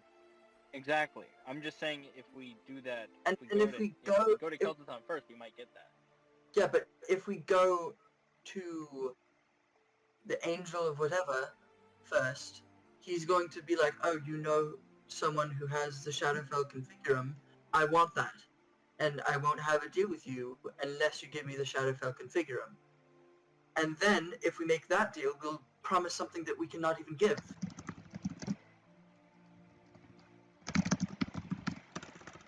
Right, that's... I feel like... Yeah, you need more information. What is... Also, Wallace, to really quickly answer your question, you'd want to give Yin Volar the Configurum because he would have the ability, or give you either the spell scroll or the means to the necromantic power to destroy it. Because from what Scar has learned, you need the spell or some kind of spell scroll plus a conduit to destroy the circlet. Shadowfell Configurum will work as the conduit. This is the only necromancer you guys know of that has the ability to destroy it, or have that spell scroll. Would that free the souls, or would that kill them all? That would...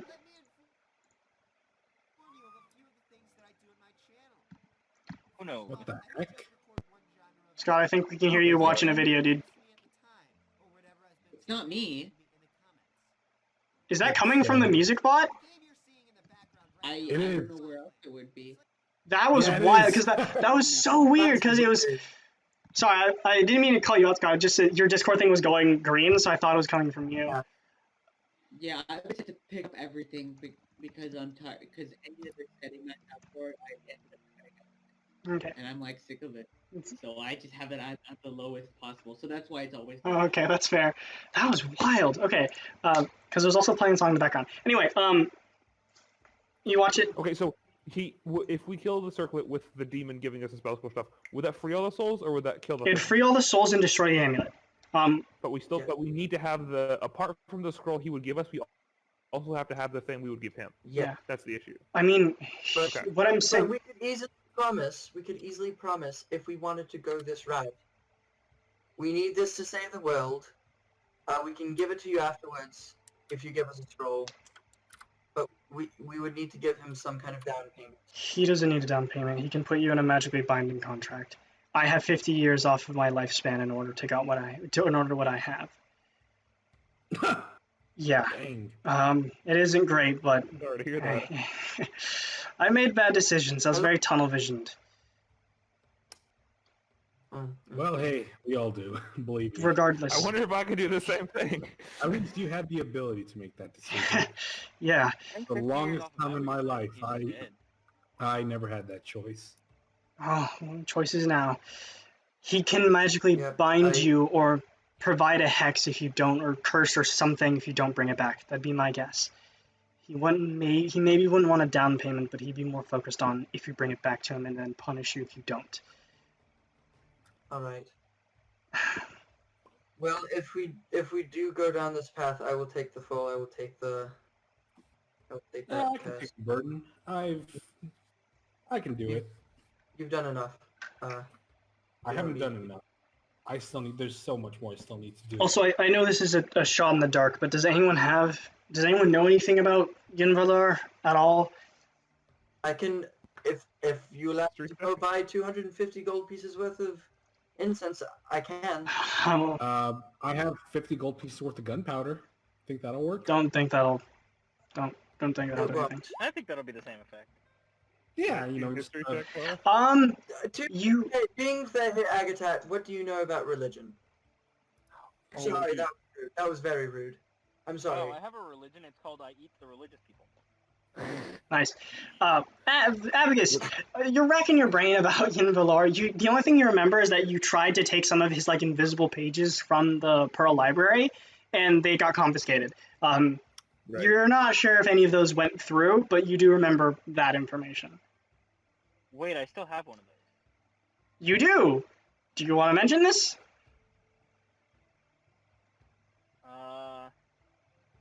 Last time I brought it up, Scar was kind of whack about it. So I'm gonna hold that in the back of my mind for a minute. Okay. We'll see how the conversation goes.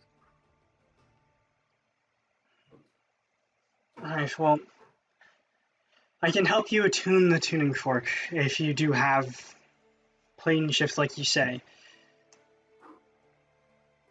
But also the other thing I was gonna say, and he kind of like looks to the shard. I don't need this anymore. If you want it, and he sort of looks at Agatat, but then sort of to everyone else. What I mean- exactly did you do? I'd gladly take it off her. It's very similar to the shard that you have. It's called the Shard of the Cinder Wastes. It grants a number of abilities that allow the casting of sort of fire or magic that comes from the Cinder Wastes. I think he sort of like glanced nervously at Agatat. I think it can be combined with your shard, but I'm fairly certain it does a bit of damage, and it's dangerous, but it can be combined. let's do it. It'll be funny. Worst case scenario, we can bring him back. I'm certainly intrigued. But he I'm will. intrigued as He wouldn't have it embedded in his arm. He would have it like sort of like on his bracer, and he'd sort of take it off and sort of just hand it, or just keep it out in front of him to whoever wants to take it. But he's offering it to you guys. out of curiosity, how did taking it out of your arm go? Because I haven't tried with this one. It worked fine. Just slowly thawed away from it, and it kind of came out. I'll grab it out of his hands. Okay, so again, it's this 7-inch. What are you saying? I can hold on to it for now. Okay, so it's a 7-inch long, half-inch thick, sort of shard. You can see it has an amber coloration, and you can see there's slow-moving grains of sand on the inside. Can you add it to my character sheet, please? You guys haven't identified it. I'll Yeah, pass that's a the good idea, actually. Wait, this is happening at night, right? Yeah, this is happening at We have, night. Most of our resources, right? Yeah. I'm at full health. Sure. Oh, Can I? I'm I wanna gonna. try and I'm combine gonna. them, but I don't think doing it inside is a good idea. It's I'm not gonna- fire-based. I'm gonna like hold out a hand. Give me a minute, like an actual minute. I'll cast Yeah. Sanctify. Okay. Do you want it to everyone or just to yourself? To everyone. Okay. That makes it easier.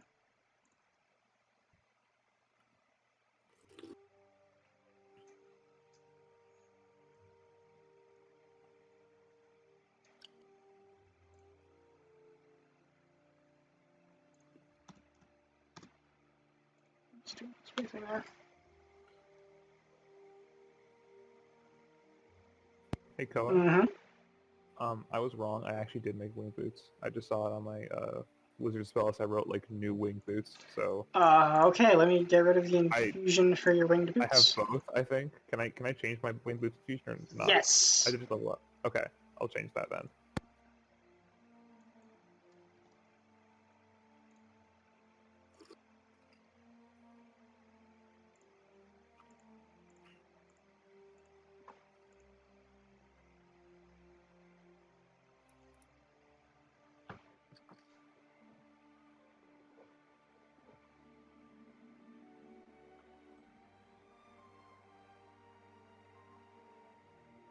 I don't need the shards because I can't change anything else right now. Very situational, but or at least some of the other abilities it has are situational. But I mean, can't read nice. it because I'm still not home yet.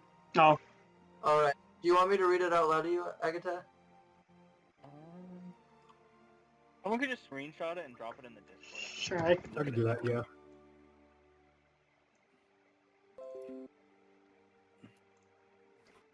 Okay, check D&D. Checking D&D. Thank you. Oh.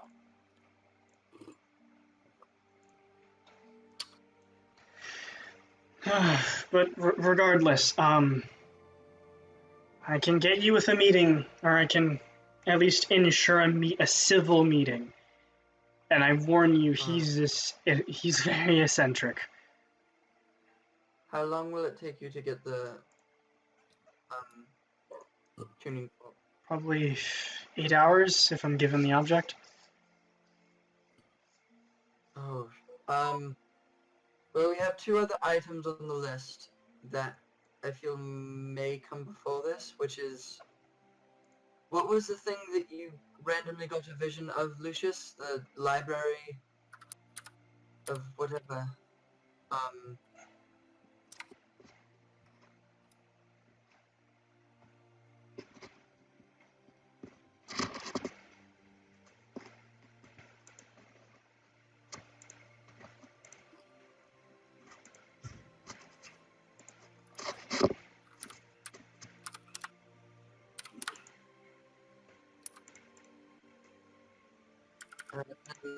on top of that, we have, I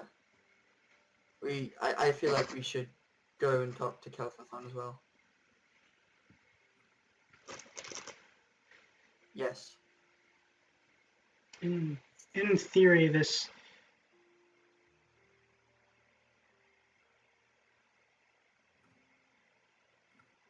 But that level of knowledge is inconsequential, or not inconsequential, insurmountable. And we should, I feel at least, and I realize that I have a major bias, but I feel we should I feel like we should at the very least, check it out to see if it has any knowledge that could pertain to our mission. Perhaps. This meeting, it shouldn't last very long. Again, we'll be teleporting there and then finding our way back, or teleporting back, it sounds like, which attunement to the material plane should be a little easier. Also, I was thinking, this is a long shot. I don't know if this will work, but based on the planar powers, I'm pretty sure the Circlet of 1,000 Minds used shard mines. And Yes. if the souls were theoretically freed from the shard mines, I've done a little bit of research, they inhabit like crystal bodies, and they sort of go generation by generation. If we had empty shells when the circlet was destroyed, maybe in theory you could have an army there that all wanted revenge, or at the very least wanted to kill her, because if she probably caused the entire army to, or caused their extinction, I imagine that would piss a few people off. I mean, that's a huge wild card, and I don't even know how you'd get about shells that would function as shard mine bodies, but I have an idea. We need some crystals. you would need crystals. That I can do that. I can You can do that? I can do that. I can straight up do that. How can... You guys like rock candy? Huh? No, I love this plan. What? Love this plan. I love Can you exactly make- where this is going. I had a feeling you were going there. Yeah. I have also the spell fabricate, where I can just like take a bunch Alright. of sugar and just rock candy that shit. Okay. Well, I mean, really I'm quick. not sure if that would work as like a con... It might. I don't know enough about shard mines, but also Lucius makes a good point. I don't know if they would be willing or capable fighters. I mean, there's a chance that some of them were spellcasters in their time. At the very least, they might be able to do that, but We know at least one. you know... How old was Shamazu? We know at least one. Do you want me to like tell you that in like my character sheet real quick? I as a player know Skara is asking. Do you guys know how Shamazu was? I as a player don't remember. I as a DM don't fucking I know. remember. 12. Your character. Oh, 12, there you go. It's fine. Yeah, it's 12 years old. Yeah. He was a glorious soul. Not Did I lost ever in the talk world. about how Shamazu originated? Like when I was playing Shamazu? No, because you had a mental block. Remember? That's right. I did. Rats. You did talk about like briefly, like the shard mine life cycle though, where like when one shard mine dies, another would just pop up, something like that. Mm-hmm. Something to that end. Given that that's how he described it, does that mean that more crystals will just spontaneously generate, or that he No, built just a so- bunch of shard mines laying around that were So uninhabited? The way I thought of it, or the way I think of it, is it's kind of like it's not like you grow up, you like pop out as like a fully formed shard mine. I imagine you like pop up. Like I imagine it's more like a reincarnation, Right. Like around the world, 'cause, like scattered. I don't... So the nice thing is if we destroy the circlet either way, regardless of if we have bodies for them there or not, the shard mine race would continue theoretically. Hmm. Either any of you can make a history check for me. I'll do it. That's Oh. Yeah. We can say 2 or 3 people can make history checks to see as much as you can remember about shard mines. Can I guide him? Yeah, you can guidance us. You guys try and think about Why should the I- shard mine cycle. I know. Agatech will be part of this. I think. Sure. Okay, so we got 29, 25. Alright, Agatha, throw out those big numbers. Oh, let me roll for you. Oh, I'll roll for you, Thank you.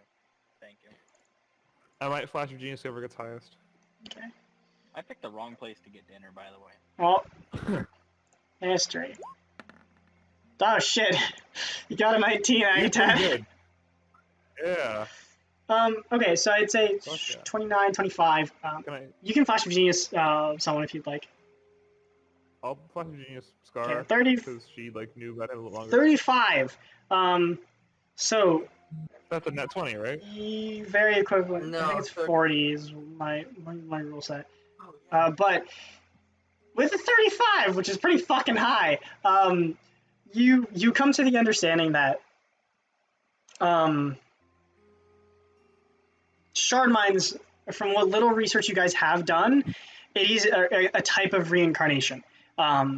So when the soul passes on, it moves to the previous soul, and then they have function as a society where they can come into contact with each other and sort of describe their divine purpose or their purpose, if it will, and then they move forward as planar warriors. Some probably, you assume some probably don't follow that ideology, or at least some probably don't. That might have been the case with these people that are talking about Shamsu, because Shamsu, from what they've told about Shamsu, he seemed rather childish in nature and didn't seem to be like a stalwart warrior of the material plane. So there's the possibility of that. When it comes to the reincarnation cycle, you get the feeling that they probably need to be attached to a body. And you remember that when Lelis destroyed Shamsu, there was that shard. And you get the feeling shard mines all would probably come from a singular shard, although the circle would be destroyed if you were to maybe get a body back or some part of wherever that culture is from. It could potentially grow into, or if you potentially haven't already grown a body of a shard mine, the soul would probably reincarnate in the closest shard. And if those are the cases, what Lomeo is talking about could work, but again, you need to produce those bodies somehow. And off the top of your head, you can't think of any psychic crystals that move around with the mind. So you couldn't just like have a bunch of rock candy sitting there and then have it No. suddenly- I mean, Iggy's got some attached to his Wish. head. I wish Alvin was here right now, because he would have something to say. Actually, I mean, Agatet, make an Arcana check. He might attach to his head. Can Because you roll that? Yes. there was a thing, like one of the third encounters that we got at the beginning of the game. The party was just formed, and 9! You kind of like for a brief moment look at your link Can I shards. toss a Kind genius and it'll- Sure. Wait, 15. The- You quickly you look at yourself, Agatet, and you sort of will those link shards to move throughout your body, and you're like, that's strange. That's specific. And you realize you never learn the origin of your magic item or where they come from. But they certainly have like the same property of like psychic moving crystals. And for a brief moment you're like, am I like abusing a shard mine? But that just thought comes across your mind and you're kind of like, huh. Interesting. And Iggy too. Me too. Is it Shama 2 and Shama 3? But there's that. Lomeo sort of puts that out there. all right.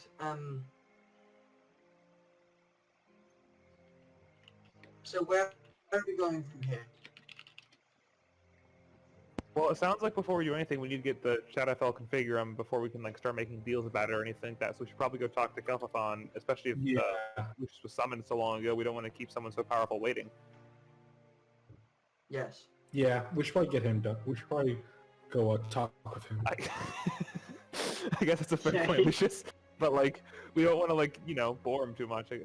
The less time he's bored, the better, I guess. He has been waiting for like 3,000 years.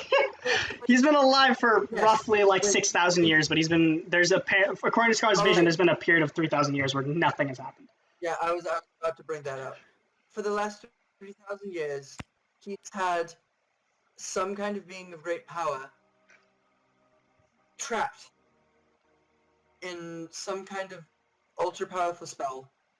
And he's just been kind of waiting for someone more powerful than him alone to come and help him get out of the pickle that he has found himself in. I feel like we should do that first because that is very immediate. Lomeo will sort of chirp in.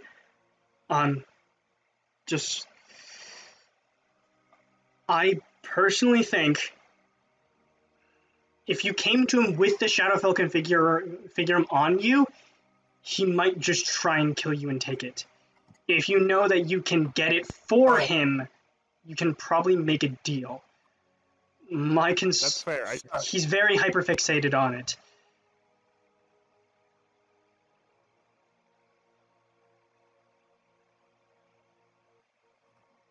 Do we know why he wants it?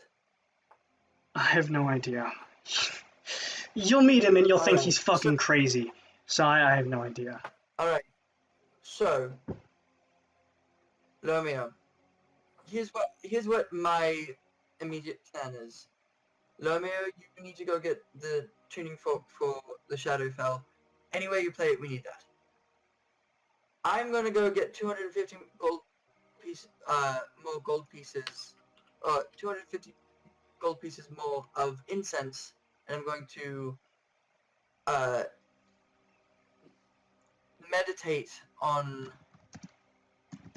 what is his name again? Yin Valor. So you guys know him as Yin Valor, Angel.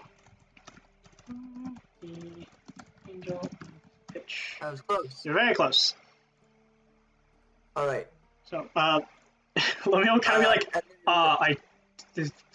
the actual material it needs to be made of is very expensive. I don't have that money. How much do you need? It's 250 gold, I think. We have that money. I put 25 platinum on the Okay, I'll do that.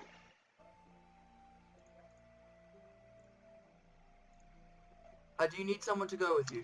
No, I can make my way around the city. Alright. Yeah, besides, what's his name? Virgil. Yeah, Virgil. He's been dead for a while now. I don't think we need to worry about getting ganked in this city anymore. Yeah, that guy. That guy is fucking He dead. killed him. I still have the crack in my floorboards from that guy's fucking Hell yeah. skull. Oh yeah, and the burn marks are gone though, sadly. Wait, you didn't fix that over the 2 months? No, But it's a souvenir. It's an OSHA violation. This place is gonna get closed. The dagger was a souvenir. The gun was a souvenir. That's just damage to your property. It's a souvenir. Well, Don't worry actually, about it. consider. Alright. I guess not neither the dagger nor the gun, so he needed some souvenir. There you go. Anyways, so if you think it's a better idea that we talk to this guy before we have any sort of actually holding on to the Shadowfell Configure, then I agree. I don't know much or anything about like demons and bargaining with demons and stuff like that. So if you think it's safer that way, I'm fully on board. He's not a demon, I don't think. Oh, I don't know actually. That's a good question. But sorry, I Wait, were we talking about a demon? Sorry, I said that because I thought we said that. he's known as the Angel of Pitch. Colloquially, he's referred to as that, and people assume he's a fallen angel. So I guess he might be a demon. Okay. I heard about Yin Valor in my 2 months at Pearl Library. Haha, you've heard whispers. He was a student who once went there. And he caused an extremely catastrophic event that caused the Pearl Library to very closely guard its interior now. Most of its archaic libraries are either missing or people no longer have as immediate access to it because of Yin Valor. He was a student, he broke in, he infiltrated, he got to the upper echelons, took something and absconded and destroyed a mass amount of archaic knowledge. Yeah, so, I it's was gonna be... able to sneak out one of the pages of Yin Valor. Oh. What are we, pages? What? Can I make Can I make an Arcana check to see what those pages would be used for? Make an Arcana check. Do not identify it. They said it could explode. Ah, But I'm gonna put it on the table. okay. You take out, and you're holding nothing, as it is an invisible page that is still invisible. And Lomeo kind of like tilts his head a little bit as you're just holding it. Skara, It's invisible. I swear it exists. I drape it over an apple. You see it. Nah, shoot. that won't work. It's invisible, but it's here. And I put it With a 23, it could contain a number of things. You don't immediately think Glyph of Warding because that requires a singular space, but it could be a spell scroll, it could be a magical cache, it could be just information that's invisible. An invisible page could be a number of different things that you are not really sure on. Alright, can I see that? Akatat, please. They were pretty strict about that one at our time in the library. on the table. So I They had did try and reason to believe it's pretty of them that we dangerous. found. We're and only it's, able to sneak out the one. it's not just during our time at the library. That catastrophic event still scars the Pearl Library to this day.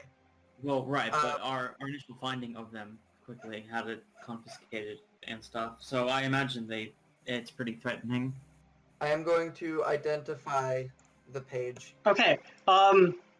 You begin to sort of cast Identify, and as you go through the identifying process, you get the feeling that this is a legendary magic item called Get Pranked Bitch. If you really thought that would work, that is not how this works. Come take a look for yourself. Just dispel the invisibility. As you literally get that information from coming out from you, you kind of pull back for a moment, feeling offended. You just see Scar just go, and then she just taps it with Dispel Magic. You guys watch as Nothing? the Or invisibility unfurls back. You guys can now see this sort of faint, what looks to be like this old parchment. It appears to be a series of intricate runes, written in some kind of combination of Elvish and. Does anyone here? What is everyone's languages? Celestial I know I have Draconic in common. Okay, no. I Do I speak? Do I speak Elvish? Oh yeah, if you guys click your language proficiency, it should say, so common, it is, Elvish, Celestial, I do not Undercommon, speak Dwarvish, Elvish. Gnomish. I speak Giant Dwarvish Common. Lucius? I have the warlock. Oh shit, so none of you can really understand it. It appears to be made partially in Elvish. Lucius, you can read this fine. This is these runes themselves are made in a combination of Elvish and Abyssal script. It looks like you guys can see it's made of this viscous black ichor, and parts of the parchment actually move. The runic sickles slowly sort of slotting into place. You can see at the very top of the page is written in Elvish, and you guys can read this part, but that was just in reference to the runes. It says, Yinvalar was here. Seeing as this isn't myself, come say hello. Just complete those runes, and I'll promise at the very least to answer any questions you have. I guess the page is likely a direct summons in some way, which is bizarre. I don't know why he would put that in random locations within the library. Maybe he's looking for like-minded people Maybe. who don't really care about their system. Maybe for a way to get in. He also sent a rather rude message through the Identify. Yeah? How does that work? I don't know, it just kind of popped into my head. Kind of like how, you know how Identify works? It just Yeah, well, I'm like aware of it. It just said "get pranked, bitch," and then it was just followed by a whole bunch of rude things. Sounds like he got you a little bit. You would have done the same thing. Don't even act like you wouldn't have. Maybe I would have laughed it off, though. It is pretty good. I've been holding on to this. I've been holding on to this page for so long. But you guys can now see it in front of you, and I would say those of you with a passive Arcana of 20, so having a plus 10 bonus or higher, which I think is 3 of you, which is dumb. You guys get the feeling you could easily complete these runes. It would probably take maybe a minute of work. But Give me a second. Scar just says give me a second, and then starts rearranging. are you going to start rearranging the runes? Sure. Okay. Yeah. It's right in front of me. Okay. You begin finishing the runes. As you do, you watch as it glows, and you watch as the page sinks and becomes this black sinkhole. And you feel yourselves all slowly being pulled into it, as it seems to have made an immediate entrance into the Shadowfell. Anyone that is unwilling to travel through must make a dexterity saving throw. Otherwise, everyone is being pulled through. But I'm just kind of like, oh god, and he's like, I guess we're doing this now, and is beginning to let himself through. Well, Yeah, sure, why not? Romeo's letting himself through? way back. I mean, There's no more actions that can be casted. This is if you want to either resist the effect or let it through. You've activated the magic of the page. No, what if I counterspell? It's not a, it doesn't work the same as a spell. You just finished casting it, and it seemed, or not casting it, but you finished like the act of similar to reading a spell scroll, but not really, and it causes this magical effect to begin to activate. It's not a spell, it's a variation of a spell, and it's already gone through and gone through. The minute that you were doing was finishing the casting of the spell, or like finishing the formula. So wait, are we going to the Shadowfell or not? Yes, let's Well, go. Did Decision's Lomeo been go? made.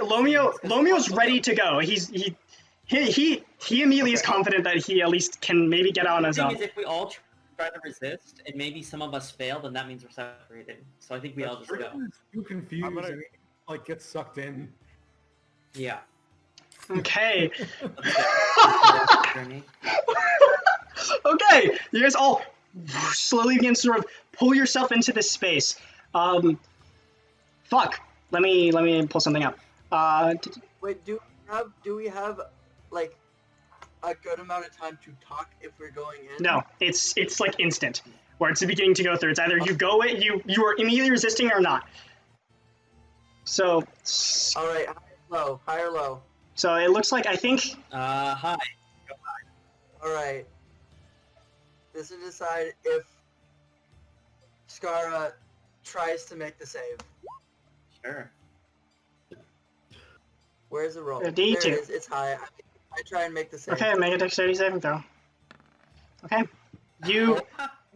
You pull back and you resist the effect as you watch as Cupcake and Abgus, Lomeo disappear. Dravik disappears. Agatad, Richter, Dobio, what are you guys doing? As before, I'm too confused and I get sucked Okay, in. Richter, So gone. we're heading out? I mean, Veggie completed the thing, so I guess we're going. If we're We only heading get one of the out, pages, so might as well go. Yeah, Agatad, Iggy. Yeah, we were only able to sneak one out, and I guess we didn't get to talk about it, so we're going. Scar, you feel it beginning to close. You have the opportunity to jump in with your friends. Okay. then Yeah, I because do. you realize quickly you're the only one that resisted and successfully did so from your eyes, and you kind of like, oh fuck, and you drop inwards.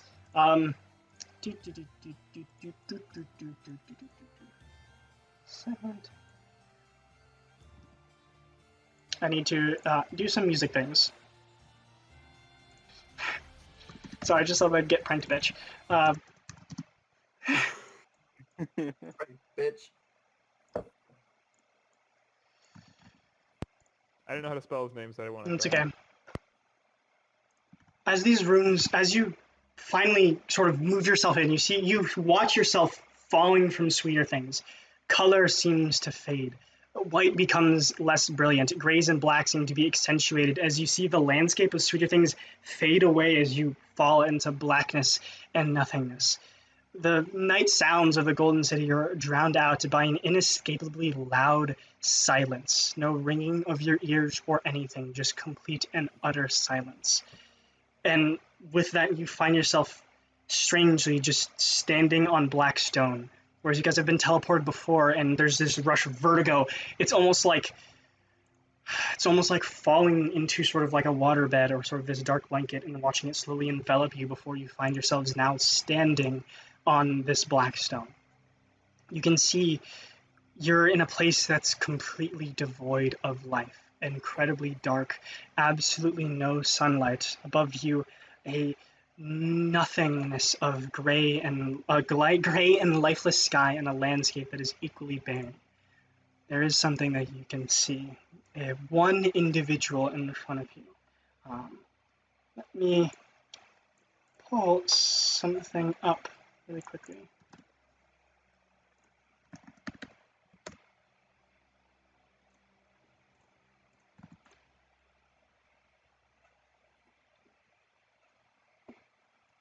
Let's hope I get this right. Do not look at the music box. Oh boy, fun time. With the exception of one individual looking in front of you, about 50 feet away, you can see the silhouette of a gaunt, pale humanoid wearing no shirt, instead tattered, blackened rags on his waist that move down into his knees. You can see his skin and muscle looks unnatural, disfigured, and grafted to his back are two leathery black wings that are stitched together. Betwixt his wings is a large tome with the dried and stretched flesh as the cover adhered to his own skin. as you all appear, he slowly turns his head, where you can see he has a blackened cloth over his eyes, and down his cheekbones are a slow trail of black ichor. His lips slowly he breaks into a grin and disappears, and you hear him sort of, for a brief moment, a sound of an accordion, and you look around as out of the floor a mass of flesh and bones has appeared and slowly grown itself to a pair of arms, playing the accordion. And there's another growth as a violin appears and begins playing as well. Before Scar, you notice as the shadows where he had previously disappears, he comes behind Dravik, takes a prick of blood, disappears, and you watch as a rotted mimicry of Dravik's hands begin to clap. You're all taken aback as he appears again, and he's tapping his feet, snapping his fingers, and beginning to dance far away from you guys, about 50 feet away. He's twirling and spinning, and for a moment just completely ignoring everything that you guys are. The music begins to get faster and faster, and you watch as the growths he created are slowly growing and swelling, as if they're a cancer. Bones and flesh, a dull brown and red, begin to grow on themselves, getting larger and larger as the tune gets more and more chaotic. This figure again grins wildly as they spin and dance before breaking into chuckles and laughing as the necromantic growths begin growing mouths as well, beginning chuckling and laughing as more, before he finally raises his hands to an air, beginning to produce an extremely complex mandala of malachite necrotic energy, and whipping his finger through the completed glyph as the growths simultaneously are reduced to nothingness, as he's just sitting there grinning. I'll pull you guys into the map. Question: is my armor glowing? It is. Both Richter's armor and the shield is glowing. You guys can now see sort of. You guys now have a better idea on what's on the map. And let me pull up some music that is more appropriate. But you can see him very briefly just grinning. He says, "I'm so sorry, but I felt that something classical was required for your entrance. You're so colorful, so vibrant, that I had to do something new. My apologies for borrowing your hands. They're so delicate, and a tune simply wouldn't have continued without them." And he's just... So how long were you waiting to show that one off? A long while. We've had this page in our pocket for... A long while. Let me pull up the music here. Cool, that was fucking awesome. Thanks. Yeah, really good. Nice, Jesus, that thumbnail. Oh yeah, that's what it's from. Don't worry about it. Ooh. Ooh. Whoa. You guys now can see, whereas almost where you were looking at this creature, again, this, in case I didn't explain him well enough, again, the sort of atrophied muscle, large black leathery wings are stitched together with this blindfold over his eyes and constant sort of trail of black ichor down his cheeks. He has this sort of spell tome on his back, and he's looking in your direction and grinning with his arms out, but again, no eyes, as he's just smiling and looking towards you all. It's almost as if you were like drawn in by the performance as you start to notice other details of where you are. There's a rotted piano behind him, a throne of skull, it seems, and you can see around you on the map there are what look to be sort of skulls embedded into the wall that very faintly glow. And of course, a mountain of bodies and bone directly to his left. Oh, damn. And you see immediately sort of click his head. "Oh, Romeo, my friend, what are you doing back here? Are these offerings for me? Perhaps you're granting me more than I need. Do you want to make another deal? This is a wonderful addition." Romeo kind of says, "No, they came here on their own accord." "Oh, wonderful." Sort of. Kind of. As your friend? Romeo kind of like looks towards you, Dovio, and it's like kind of like a shush moment, and I'll tell you, I'll explain a little more later. But he sort of gestures on himself. "Well, how can I help you?" No, I'm sorry, that's so rude of me. I'm Yen Valor. What is your names? Yeah, I'm gonna have to ask you to spell that shit for me, Cole. Sure. Pretty good. Scar's just gonna push to the front of the group a bit. Yeah, you... I'm Skara Devistra. Scar... Richter Strauss. Strauss. You see, as you guys say your names, you watch as he briefly sort of creates these runes between his fingers, and you see they look like very faint musical notes. And I'd say Skara and Lucius, or I'd say Skara, Agtai, Lucius, with your guys' really high pass perceptions, he's very briefly composing an entire piece just by the name, and then very quickly it just vanishes and he just moves on to the next name as it's said to him. Huh. I am Dobio. Dobio. I see you know my brother. Yes, wonderful. It's good to see someone of the same blood. Very strong, great vitality. Yeah, you make me uncomfortable. Thank you very much. Cole, I'm not saying I am a fucking Agatat, word. and this This thing man's with gonna four take heads all in it. 10 years of my life, and I don't want him. Well, the rest of you, Lucius. pleasure. I am Agatat, and this thing with 4 heads next to me is Iggy. Oh, beautiful creature, beautiful, beautiful indeed. You watch as he fades into shadow, almost dripping before he appears, appearing out, and he's sort of like tilting his head and looking at Abagus. Well, I mean, Very fucking pale. I'm just like, That is He's Abagus shy. Orzhov. He's our resident. what? Can I go Scar, for a what'd you 19 say? straight smack upside the head? Scar, what'd you say? And then Richard, what'd you say?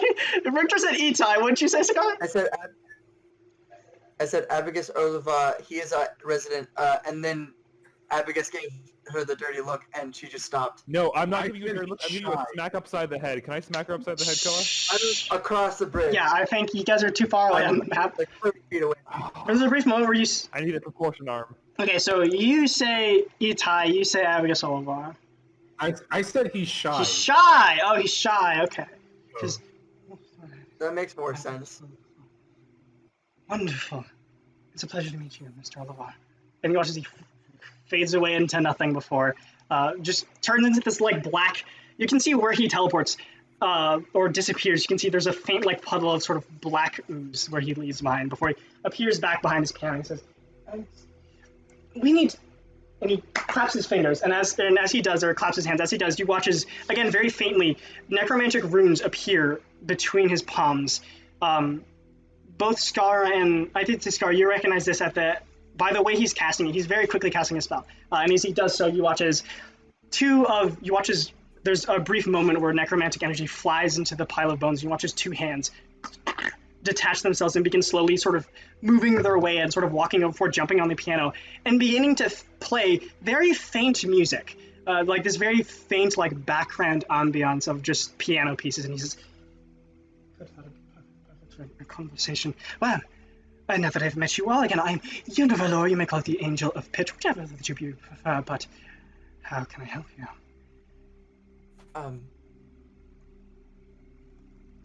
we Well- should strike a bargain here, or at We least need- intend to. Yes, we need a man of great necromantic power. And it seems to me, judging by the amount of spells that you are casting and the speed of which that you are casting them, that you are indeed a master of the necrotic arts. Of course. During this time while you're talking to him, he sits and like begins like kicking his legs off the side of the bridge, and you watch as he like tears off some of his skin off his hand and is slowly beginning to like shape it and is beginning to like do something with it while you're talking. What are you doing with your hand? Skin.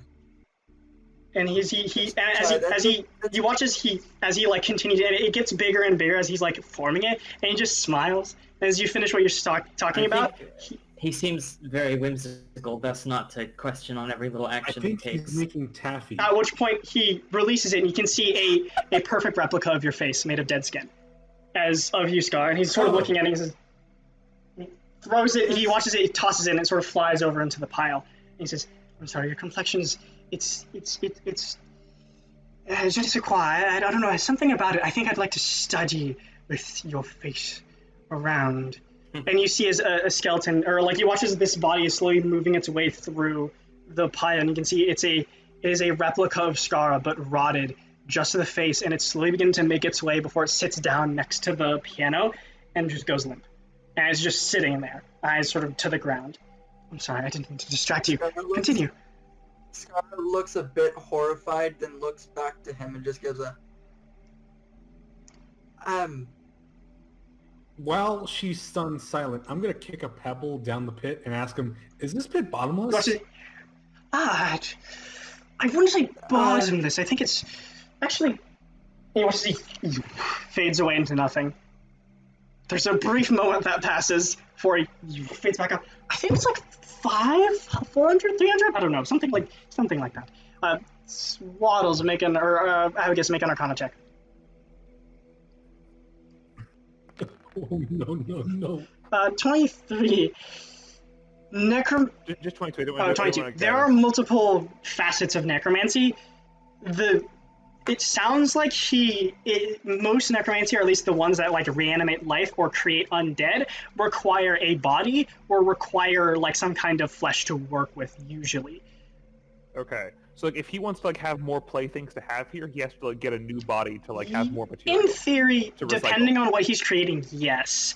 It looks like he Okay. just has a stockpile, but you don't see any immediate Yeah. undead minions sort of walking around. So you can. Okay. Is that Spider-Man in the pile right there? No, it's just a. Is it? I don't think it is. Oh, okay. Pretty I'm funny. worried it's got fucking 8 Spider-Man. No, it's just someone who has their skin plate off and like a hole like in the center. Nice. Yeah, I totally see. I can totally see that it looks like Spider-Man. I can see the resemblance, but it is not Spider-Man. Mr. Yinvulu, we need someone of great necromantic power in order to destroy a magical item and help save the material plane from utter destruction. And our good friend Lomeo over there pointed us in the direction of you because you are good at necromancy. Well, you'd be correct in assuming that I'd say I learned maybe 23% of what this universe has to offer, but I'm good at it. Well, it seems. What are we talking here? What are the specifics, and more importantly, what can you offer me? Have you heard of the Circlet of 1,000 Minds? I have. Arbitrary in its creation. I mean, it would only be a matter of a few 100,000 years before the souls inside will get angry and start, prodding at the brain. So, in a folly design, if you will. But I've heard of it. Yes. What is your design? Do you want to make one? I can help you make one. No. We need to destroy one. Ah. Because I see. have you heard of a lady named Lelis? Lelis. She's Drow. She leads an army from. You watch as he tugs at his neck for a second, and you watch as his thumb pushes past the flesh, and when he speaks, he sounds exactly like Lelis. Did she have a voice like this? Yes. You watch as she It's been a while. briefly messes with his vocal cords again. She spoke to me once. She was looking for some kind of deal, but she was rather rude. Didn't want to see me face to face, and that. If you don't come to contact someone, you have to meet them face to face. It's only polite. So I've heard of her. No, she tried talking to me about something that was consequential. I can't remember, but I've heard of her. Yes, she tried. Inconsequential. Does she have something that you need? Do you want to destroy? Ah, I see. You want to destroy something that she has, a Circle of 1,000 Mind that she has created herself. Yes. Ah, that should be good. I can help you with that. Yes. You watch as he. In order to destroy this item, however, we need a A conduit, conduit. Yes. which can only be the Shadowfell. Before she says the Shadowfell Compendium, I'm gonna cover her mouth quick and ask him, "Do you happen to have a really powerful conduit on you by chance?" No. All right, yeah, fine. We need the Shadowfell Compendium. No. He doesn't What? have. I'm turning to Richter. He doesn't have that. We know where. Oh, my apologies. We are going to acquire the Shadowfell Compendium. Configure him. Configure. Ah, that's interesting. Most interesting.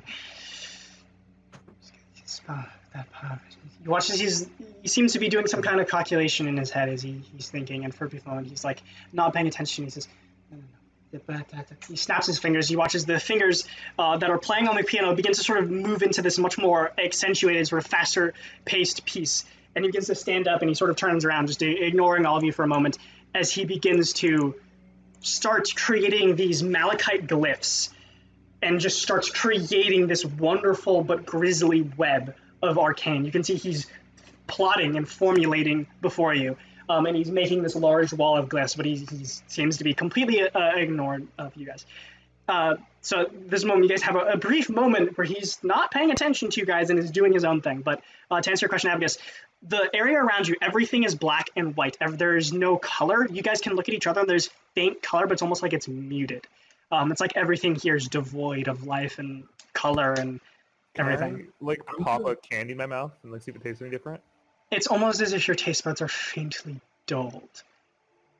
Every sense seems to just be lessened. Like I have a cold or something like that? Kind of. Okay. Can I go prone, stick my head over the edge and just say echo and just see how long it goes down? Echo. And you hear back, echo. Coming from the very faint underneath it. Scar's just gonna take a knee and just try and compose herself for a second. You watch as you guys are having this moment, you watch as he stops, is looking at the copycat of Skara. No. And I was wrong. And you watch as he takes his hand and flicks it. And as it does, you watch as the body flies over, hits the side of the bridge, and then falls into the pit. The copycat of Skara. He says, okay. And he begins continuing again. Can I Scar, as he does that, Scar's just gonna turn around and just be just have this look of horror on her face. Yeah. Can I see if he's doing any kind of math I know? Make an Arcana check. Okay. While he's doing that, I'm gonna put my ear to the pit and try and see if I can figure out when the body hits the bottom. It's how long it'll take. Make a survival or intelligence. Make a survival check. You can use your intelligence or wisdom modifier for this. Okay. 26. What languages do you know again? Common, Dwarvish. Oh, Common, Elvish, Halfling. Okay. You actually don't understand what the language of these runes are written in. Could I still flash of genius at me if I don't know what's going on? You can flash of genius. I would say you can get. Could I walk over here and say you're doing it wrong, and then give him +6 to whatever the fuck he's doing?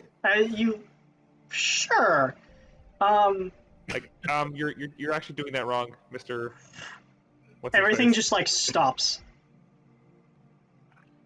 As I flash of genius him. Skara looks directly at Abacus and is just like. He slowly turns around.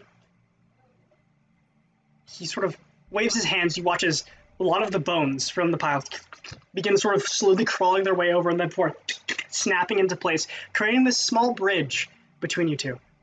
Please, come. Let me see your work then. Okay. Fuck. I let him go. Can I have my assistant here too? As soon as you begin walking, the bridge behind where you walk begins to, almost like the bones, roll back in. So as you walk across the bridge, the bridge rolls back with you. Can Cupcake fly over? Sure. Cupcake gets to slowly fly over. He kind of glances over. Why is that from there? He's made of metal. Well, I mean, he's alive, and that's... He's clearly not alive. Look. And you watch as he glances over, and he taps, very quickly, you watch him reach forward to tap your forehead. Are you going to try and resist this at all? Me? Yes.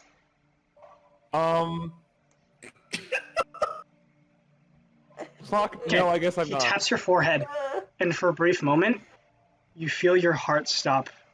You feel your eyes droop, and you look down as you feel yourself falling as you feel for a brief moment, this is the edge of death. And then you're back. And he says, and you guys all watch as he taps Abius. There's a brief flash of necromantic energy, and it outlines his skeleton, his organs. And you watch as it all, from the inside, turns blackened for a second. And his skin begins to turn sallow and white before it becomes back to. Did I take No, damage? you didn't take any damage. And then he taps that cupcake and like taps it a bunch of times and says, and he watches for a brief moment, and he watches from his shoulder a mass of sort of blackened flesh appear and push Cupcake. Let me roll a thing. Oh god, it's gonna fly Oh, back. don't damage Cupcake. That's rude.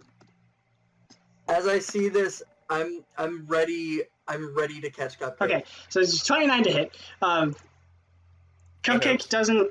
Well, actually, sorry. Have Cupcake make an athletics check. Sorry, this is incorrect. He's taking a shove action, technically. Okay. So 18. Sorry. Okay, have the number. He got a 24.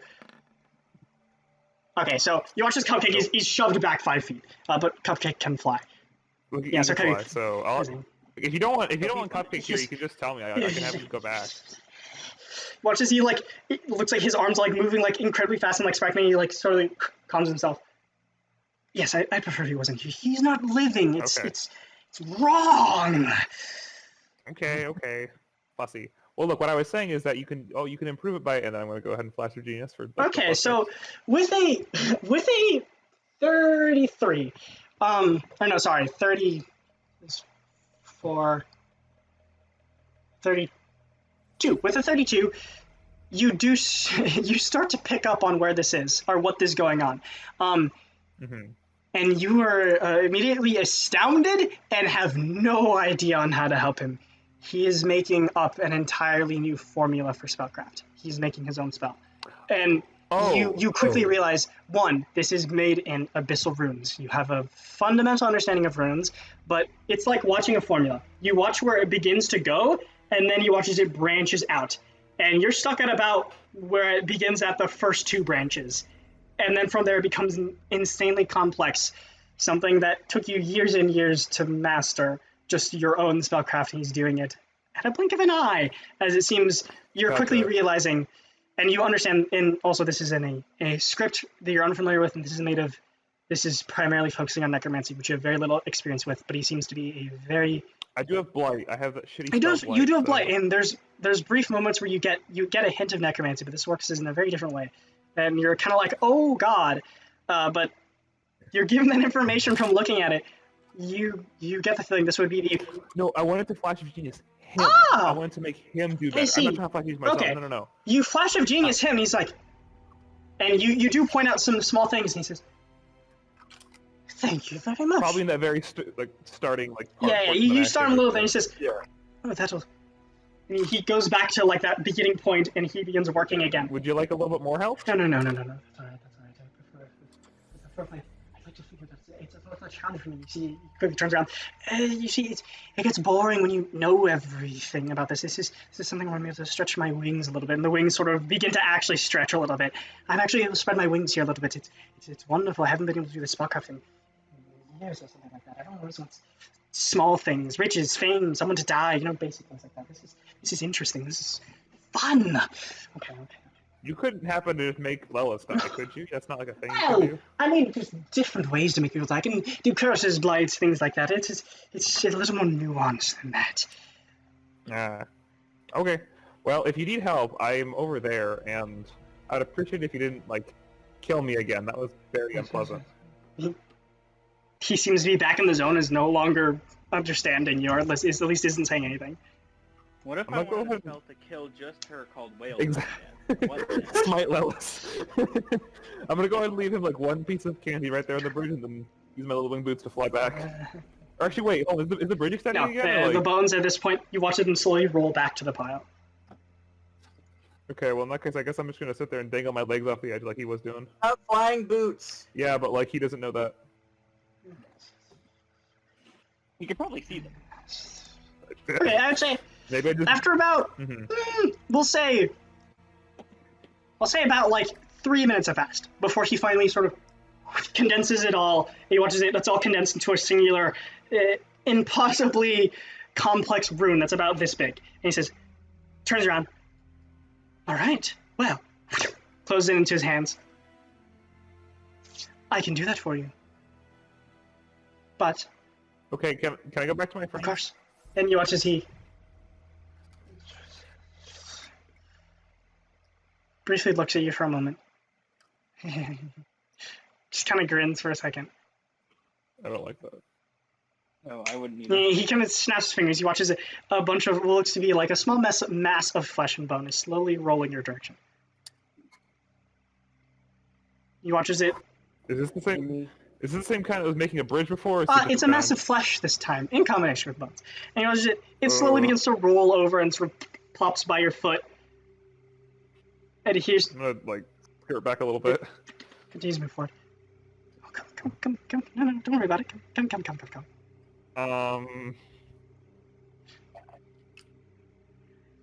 So I didn't take damage before from No, you didn't. him killing me.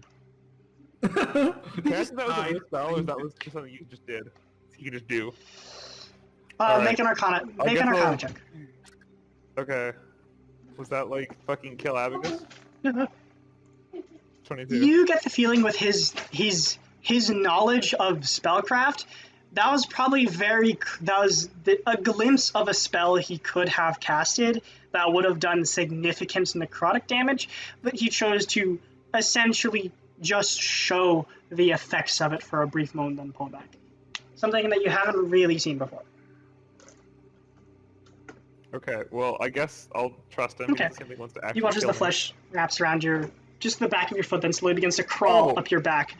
No. At that point, I'm fucking Okay. flapping my ass off. You and flat your way back fucking as going. the flesh slowly falls and goes back into the pit. He says, "Oh, you can." No, ew. That's perfect. I just wanted to see how you would look flying. I was actually going to give you the ability to fly for a brief moment. That's all right. Well, you can do it yourself. Ugh. That's fine. Well, I can produce this for you, but it seems that the stars are aligning. You see him looking up. I sit back down. I don't have eyes. It's funny. I can't see up. Laugh. Thank you. Turns back towards the corpses. Perfect. And actually, they're boring. Regardless. Delectable. Delightful. Damn, do they not laugh? No, at they you? don't. How It's rude. frustrating. How rude. I of agree. them. Koa, Yes. can I test one more thing? Sure. I want to shout down since I now know that they repeat whatever I say to them. I want to shout down into the pit. I'm an idiot. I'm an idiot.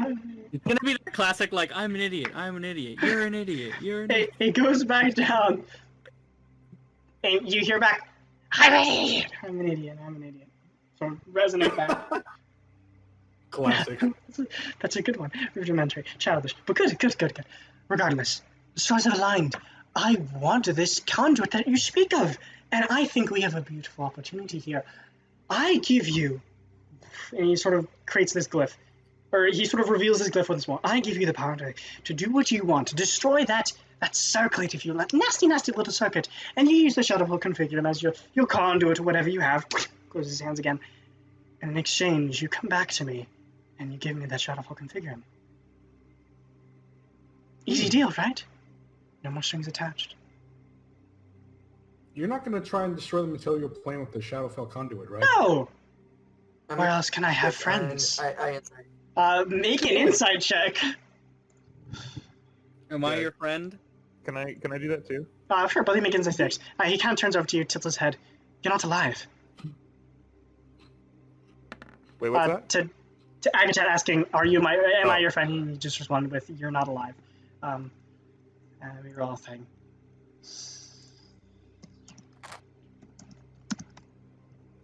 Scar just kind of looks back to Agatat, eyebrow raised, and then looks back to Okay. him.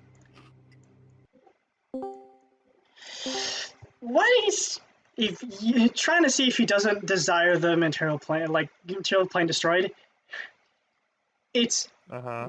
for one, it's hard to take tells on this individual. He has no eyes, his muscles are mostly atrophied away, and it's hard to tell what he's thinking about. He's very erratic, very sort of movement, and kind of like, but in some way he does wear his emotions and what he's thinking about on his sleeve. You get the feeling he doesn't think of the material plane in the same way that you guys. He doesn't seem to have any goals to destroy it. That doesn't seem to excite him. It seems he's very much living off of whatever ideas are exciting him immediately, and this is not. And to him, it's almost like, why did you mention that? But like, and so, but does that mean that if the idea were to suddenly excite him in like 2 hours from now, he'd be like, okay, time to destroy the material plane? Or is it like we feel like he would still have, if he had that goal in mind, we'd be able to pick up on it? If you had that goal in mind, you'd probably be able to pick up on it. But looking at him, you get the feeling he's a creature of impulse. Maybe if someone were to convince him that the material plane sucked, he might destroy it. But it seems that as he's been talking to you, it's very clear he doesn't see you as beings on his level. So take that as you will. Okay.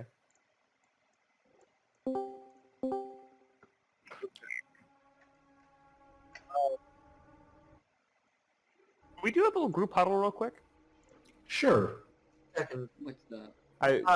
You know, We do have the earrings. with no offense to the host, of course. Excuse me, Mr.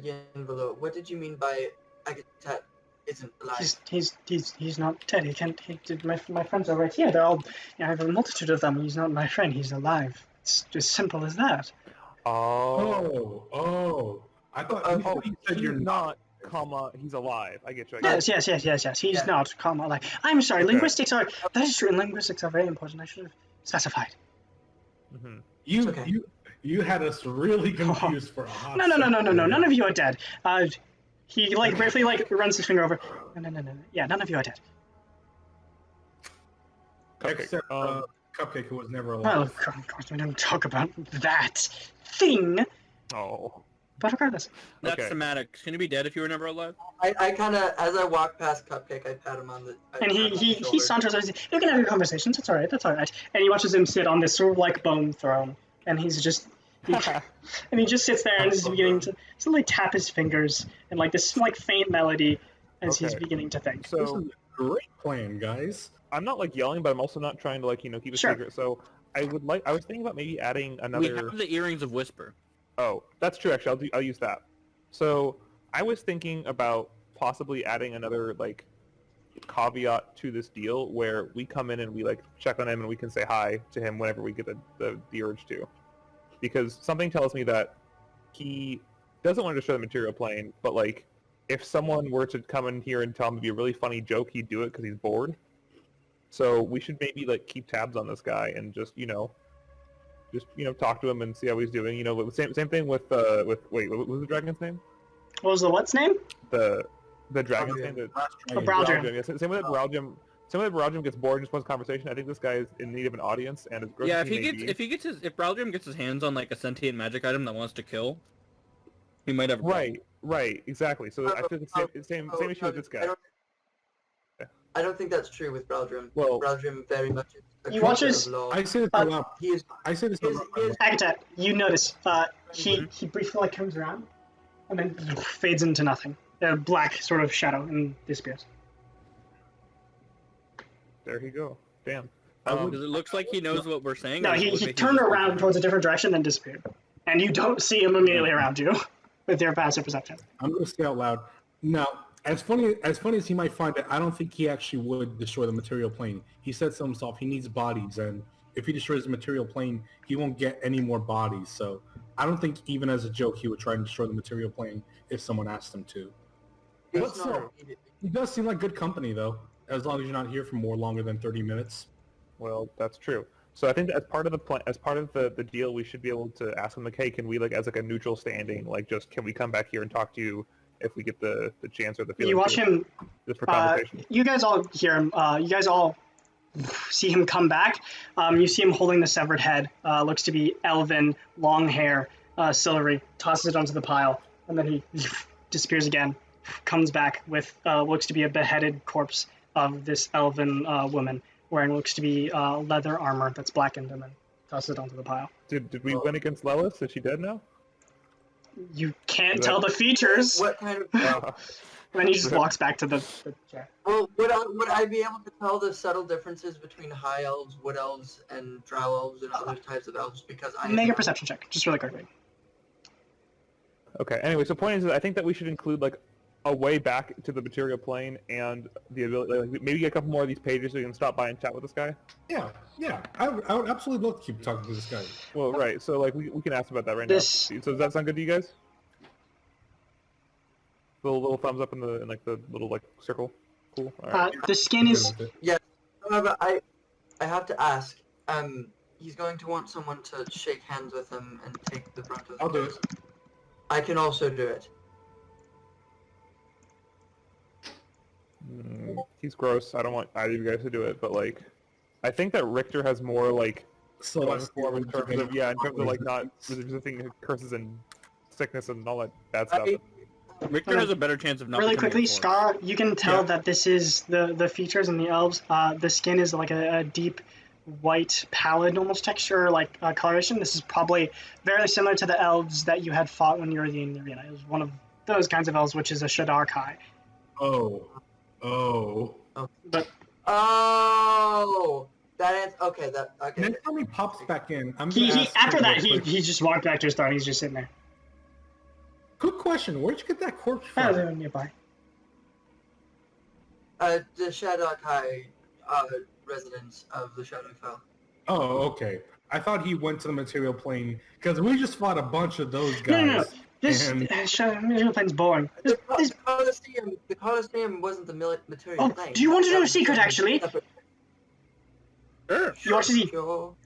appears next to Agatat, hands on his back. He's like, and he sort of like leans on his side. There's actually people looking for me on the material plane that don't know that I'm here, and they really don't like me. It's very entertaining. It's hilarious, actually. Are those the people who like? Those are the From the library. Oh no, those are More people?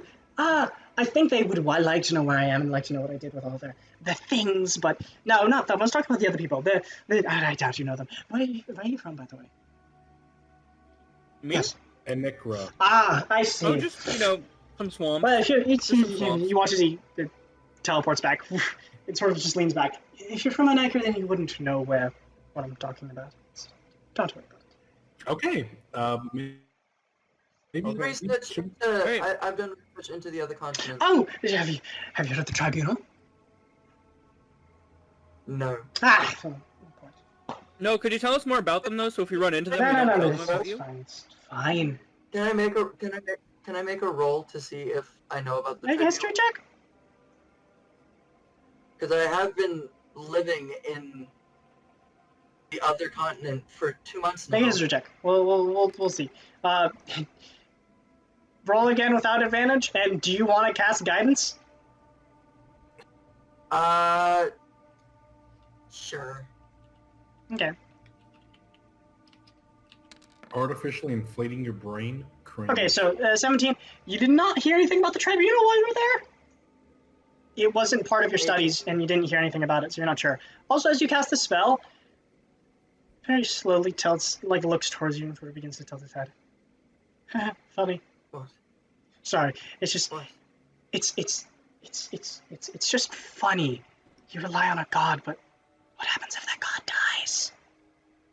It's just something to think about. That's where I come in. I have I killed things. mine. That was Yeah. I mean, we have killed gods as a joke, so you know. Scar just kind of looks faint for a second, and like doesn't make eye contact with him. That's all. Sorry, I just thought it's a funny little thought. Okay. Anyway, I'm sorry. I didn't Well, mean to interrupt you. I didn't mean to here- interrupt you. I'll be back. No, to you. I think that we're done Oh, talking. perfect. I think that's Perfect. We So- would like to accept your deal, but we would like to add 2 clauses. Whoa, hold on. Those are some good negotiation terms. I'm excited.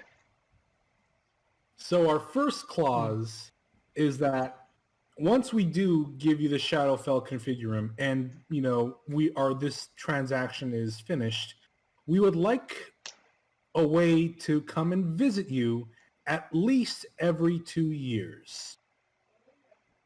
Just to check up on you, just to see how you're doing, and to make sure that you're not trying to, destroy the material plane with your newly acquired Shadowfell Configurum. Okay. Can I choose? I get to choose the What do you date. mean, can't you choose? Oh, It has to be willing, so we have to be able to opt out of it if we're busy that day. No, I choose the days. Well, what does that mean? Does it mean you're up in a sinkhole beneath this workshop? Woo! I'll give you a week's notice. What is that? What is? okay, cool. Yeah, That's I'm that fine with works. that. that's cool. I'm fine with that. Who is it going to be? Is it going to be any one of us just at random? Or all of us at the same The same time. person who chooses to make the deal with me. Okay.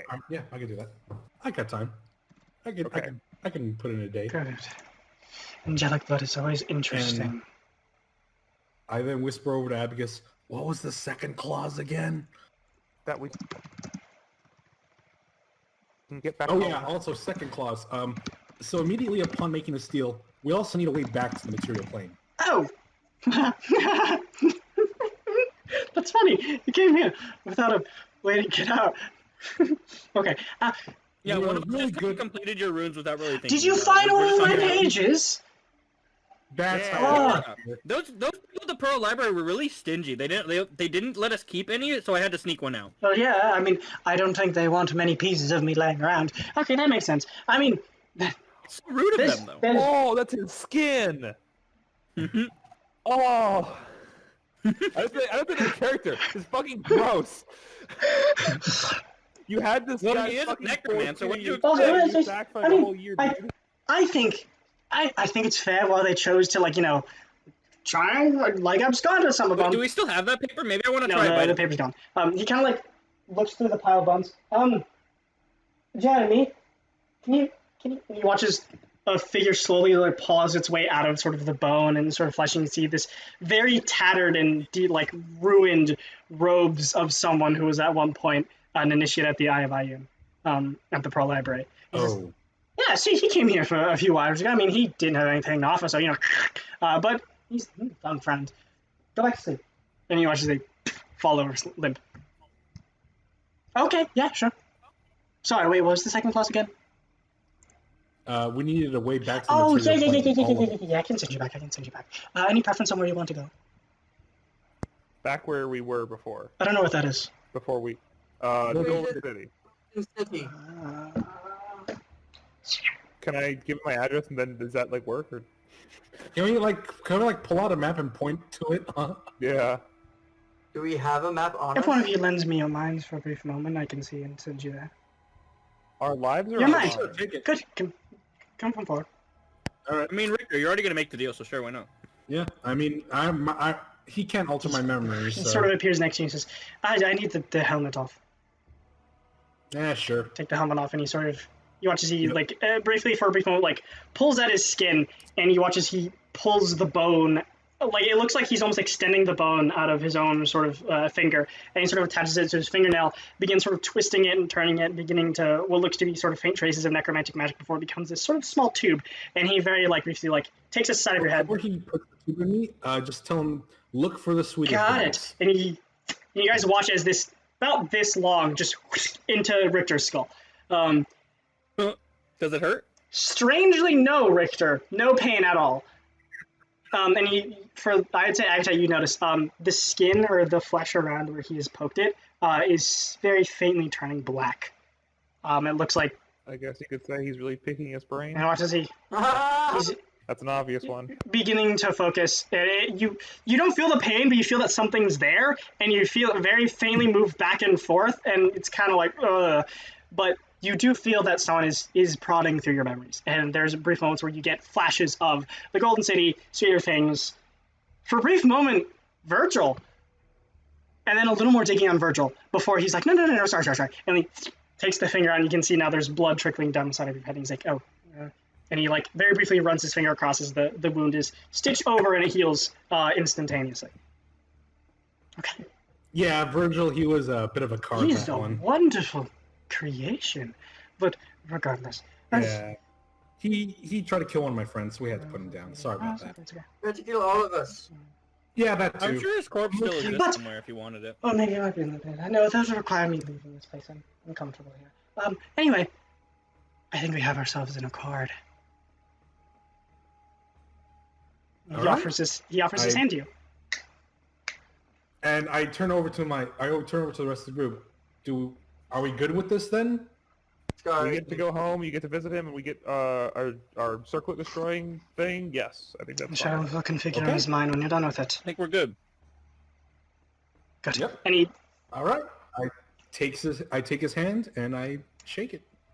there's a brief moment as he takes your hand, which is sort of gauntlet, and which is the gauntlet of Celestial Steel. As he grabs onto it, and you feel this necromantic burn into your hand. You watch as the metal around just that hand turns black, and it looks like that celestial steel just around the gauntlet is no longer functional. It just becomes this sort of blackened metal now. It's still functional as there, but it does happen. Okay. And you watch as you feel in your skin a glyph appear, and you see it glow through even beyond the armor as you feel this glyph is now there. And you shake your hand as you feel suddenly this large weight sort of pushes on your shoulders, and for a brief moment there's a stinge of pain before he pulls back and says, well, it's been done. I'm sorry about the metal there, it doesn't quite agree with me. Yeah, wish you told me That's- about that before that's we did that. thing. But oh well. Yeah, we could have taken off the glove. Yeah, I could have taken that. But oh well, it's fine. It's fine. It still You have works, the I ability think. to use this magic that I produced once. Use it when it is necessary. I want to do it again. Unless you offer me another deal, then I'd be more than happy to give it to you again, but it only works once. Wow. What's the magic you Uh, gave you? Yeah, what's this? magic It's not a exactly? spell, but it technically is a spell. But essentially, as an action, you can cast this, and if you have the necessary conduit nearby, it will essentially destroy the thing. I'll give you the exact details later of like the specific wording, but Oh, as an action, okay. you can now use that, and it can't be counterspelled. And it's not like a spell that's can be counterspelled. It's just this magical effect that you can So- now produce once. Okay, so I have one shot to destroy the conduit, and to destroy the trinket, and if I have the conduit nearby, so long as I touch it with my hand and cast that spell, then it Yeah, will be same destroyed. hand has. I'll give you the exact details, but yeah, basically the conduit needs to be in the hand that you're casting a spell. You're using the magical effect. Okay. It goes through. It will destroy it. But I'll give you the exact reasoning. It'll be called charm. It'll be called essentially like Charm of the Invalar. You'll have the equivalent of a magical charm, which is a once per day or once ever usage of a thing. Does Alright. it need like a range? Is that? I'll like, give you within, exact. you know, I'll give you 10 details feet? later. Okay. But just Okay. wonderful. Well, this has been a wonderful exchange. Thank you, Lumio, for bringing such good friends. Or at least I hope to see you all as good friends one day. Caught my eye. You're colorful. I mean, you seem like a fun guy. You know, just look past all the death and destruction. I mean, you seem like a pretty fun Thank you very guy. much. Well, I'll send you on your way then. Ta-ta. You watches he. We'll see. Yeah. Preferably with conduit. And he sort of twirls his finger, and you guys all feel you see yourself as a sort of another black void begins to sort of appear beneath you all as you fall. Are any of you resisting this effect? Nope. No. Okay, and you guys all I think we're done here. are I don't feel like being pulled trapped here. back Take me home, in, yeah. and sort of the opposite effect, sort of rushing towards light and color. You guys once again find yourselves deposited in the sweeter things. As you guys are all there, sort of beginning to make sense of what exactly happened, now having this new sort of rune on Richter's hand, as well as a half sort of blackened gauntlet. And it almost looks like you guys are coming from a black and white feature film. The color slowly fading back into yourselves, becoming no longer muted. That's where we're going to go ahead and end tonight's session. All right. Well, that was. So, I wanted to mention that I still left him like 2 pieces of chocolate on his bridge, so like we may be gone, but we have chocolate there for him. Nice. There you go. You guys, Yinvalor. Well, that I'll leave wasn't so bad. I Sure, know I you was get like, I was curfew kind of for like, life, but I was kind of driving, so I wasn't really able to do a ton of stuff That's okay. earlier. But I am interested in. Agatat is definitely interested in the show. Okay, so good to know. Okay. We can go over that next session. Really quick. Mhm. But you guys are Yeah, welcome to yeah. leave now. Session is over. Thank you No. guys for joining. Bam. Skara, immediately after we get back into the